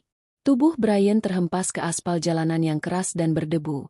Lututnya lecet dan jas kerjanya kotor dipenuhi tanah. Di sebelahnya, Bu Sekar jatuh tersungkur dengan posisi yang sangat memalukan. Gaun sutra mahalnya sobek di bagian lutut hingga memperlihatkan kulitnya yang keriput, dan tangisannya semakin pecah meratapi kenyataan yang begitu kejam menimpanya.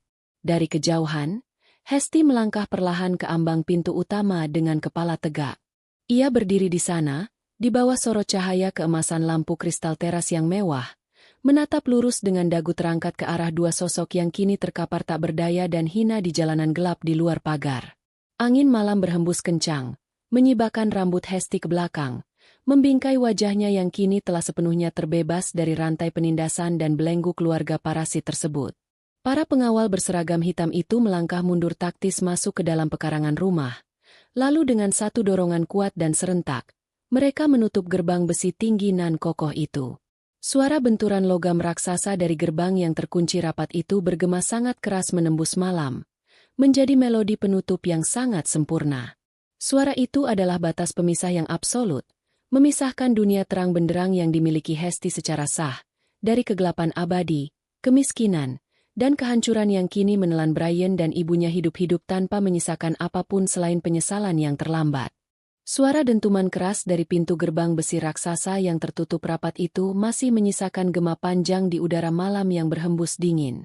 Bagi Brian dan Bu Sekar yang kini terkapar hina di atas aspal jalanan, suara itu adalah lonceng kematian bagi segala kemewahan, arogansi, dan kesombongan yang selama ini mereka nikmati secara cuma-cuma.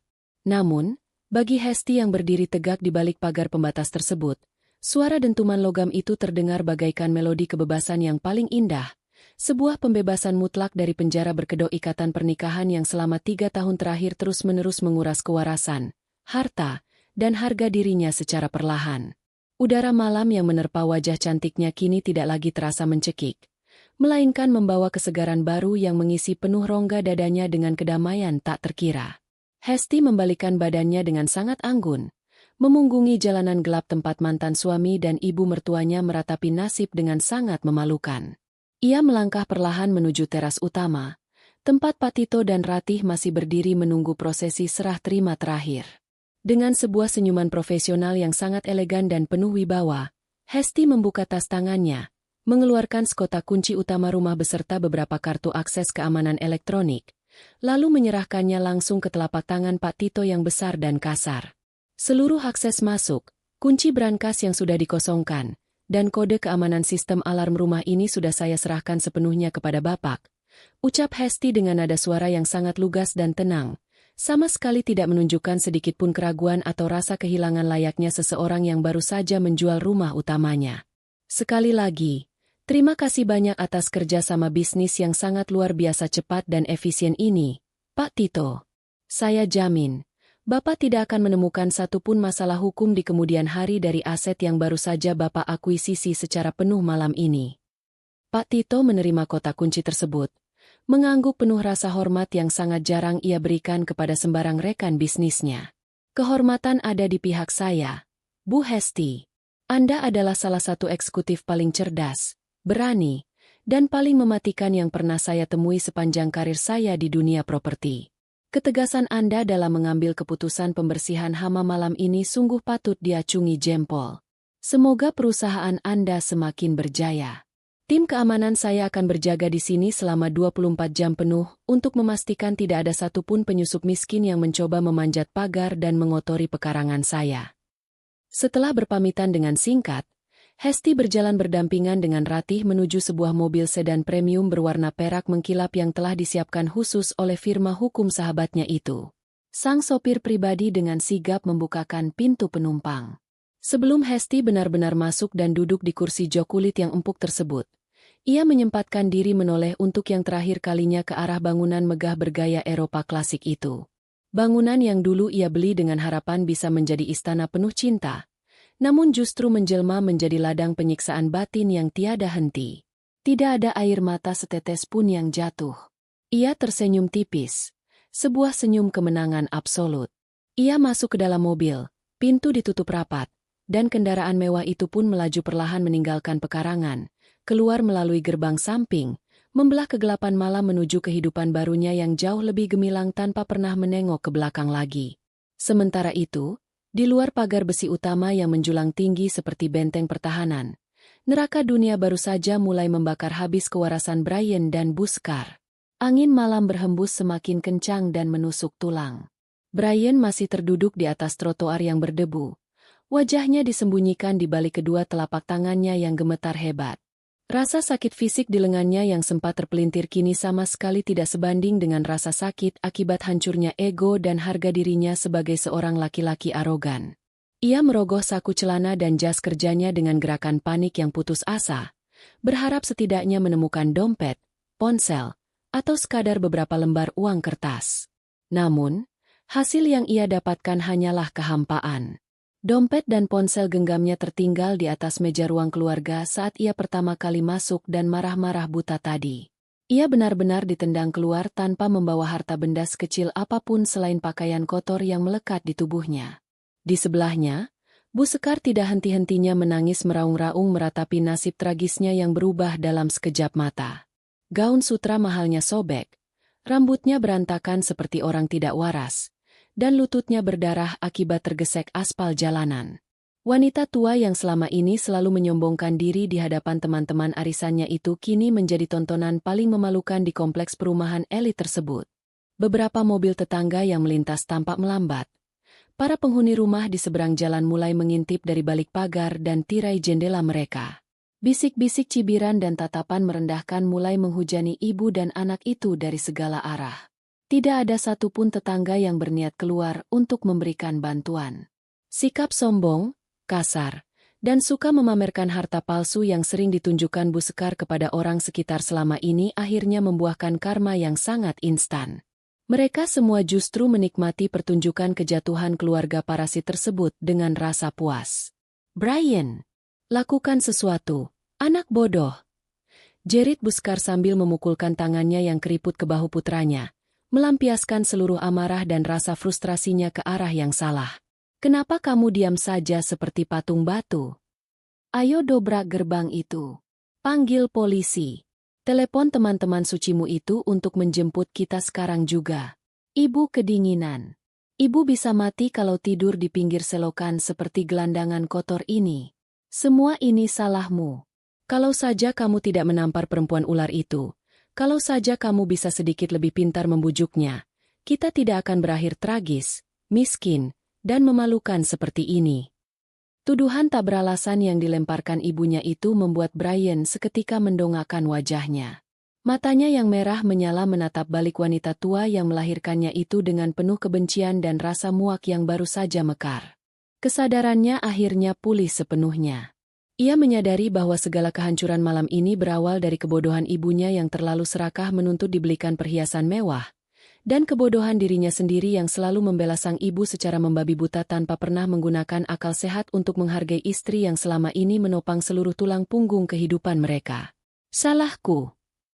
Ibu bilang ini semua salahku? Bentak Brian dengan suara parau yang pecah.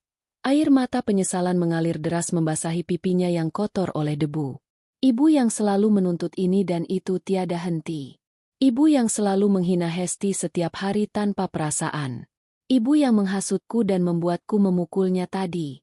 Sekarang ibu suruh aku menelepon polisi? Pakai apa, Bu? Ponsel dan dompetku tertinggal di dalam. Uang tabunganku kosong melompong. Aku bahkan tidak bisa membelikan ibu sebotol air mineral malam ini. Kita sudah tamat, Bu. Hesti sudah membuang kita seperti sampah kotor karena keserakahan ibu sendiri. Pertengkaran hebat antara ibu dan anak kandung itu pecah berantakan di tengah dinginnya malam, di bawah temaram lampu jalanan, disaksikan oleh tatapan jijik dari dunia luar. Tidak ada lagi sisa-sisa kasih sayang keluarga. Yang tertinggal hanyalah saling menyalahkan, penyesalan pahit yang sangat terlambat, dan jurang kemiskinan yang menganga lebar menunggu untuk menelan mereka berdua hidup-hidup keesokan harinya. 1 minggu telah berlalu semenjak malam pengusiran brutal tersebut. Berita tentang kejatuhan Brian dengan cepat menyebar luas, hingga ke telinga para petinggi perusahaan tempatnya bekerja. Mengingat posisi manajer yang diduduki Brian selama ini murni karena intervensi dana rahasia dan koneksi dari Hesti, pihak direksi tanpa ragu langsung menerbitkan surat pemutusan hubungan kerja secara tidak hormat keesokan harinya. Tanpa rumah tinggal, tanpa pekerjaan tetap, tanpa uang sepeser pun di kantong, dan dihindari oleh seluruh kerabat yang dulu sering mereka remehkan, Brian dan Buskar terpaksa hidup menggelandang, berpindah dari satu peran toko ke toko lainnya dengan pakaian lusuh. Penyakit darah tinggi Buskar kumat parah akibat stres berat memikirkan harta yang lenyap seketika. Namun Brian tidak mampu membawanya ke rumah sakit karena ketiadaan biaya. Mereka memanen tepat apa yang selama ini mereka tabur dengan penuh keangkuhan. Berbanding terbalik dengan kehancuran mutlak mantan suaminya, kehidupan Hesti justru semakin bersinar terang benderang bagaikan berlian yang baru saja dibersihkan dari tumpukan lumpur kotor. Di sebuah ruang kantor eksekutif eksklusif di lantai tertinggi gedung pencakar langit pusat bisnis kota, Hesti berdiri anggun menghadap jendela kaca raksasa yang menampilkan keindahan panorama seluruh kota di bawah kakinya. Setelan kerjanya terlihat sangat elegan. Wajah cantiknya memancarkan kebahagiaan, kedamaian sejati, dan otoritas yang luar biasa kuat. Dokumen perceraian resmi telah ia tanda tangani dan dikirimkan oleh Ratih ke pengadilan agama. Tidak ada sedikit pun penyesalan atau luka di hatinya. Ia telah berhasil membuang parasit yang selama ini menggerogoti hasil kerja kerasnya, membalas tuntas setiap tetes air mata dan hinaan yang pernah ia terima dengan sebuah pembalasan dendam finansial dan psikologis yang paling sempurna, terstruktur, dan paling mematikan. Hesti Maharani kini kembali menjadi ratu tunggal di atas singgasananya sendiri, berdiri kokoh di puncak kesuksesan yang tak akan pernah bisa lagi disentuh oleh tangan-tangan kotor orang-orang yang tidak tahu arti kata bersyukur. Pesan moral. Kesabaran seseorang yang tulus berkorban memiliki batas akhir. Jangan pernah dibutakan oleh keserakahan dan arogansi hingga berani menginjak-injak orang yang selama ini menjadi pondasi kehidupanmu. Ketika kebaikan dibalas dengan pengkhianatan dan kekejaman, maka kehancuran total dan penyesalan seumur hidup adalah harga mutlak yang harus dibayar mahal. Terima kasih sahabatku sudah mengikuti kisah Hesti yang luar biasa gregetan ini sampai akhir. Bagaimana pendapat kalian tentang pembalasan dendam Hesti malam ini? Sangat memuaskan, bukan? Jangan lupa tinggalkan komentar kalian di bawah, tekan tombol like, dan subscribe channel Cerita Irfa agar kita bisa terus membagikan kisah-kisah penuh makna lainnya. Sampai jumpa di cerita seru berikutnya.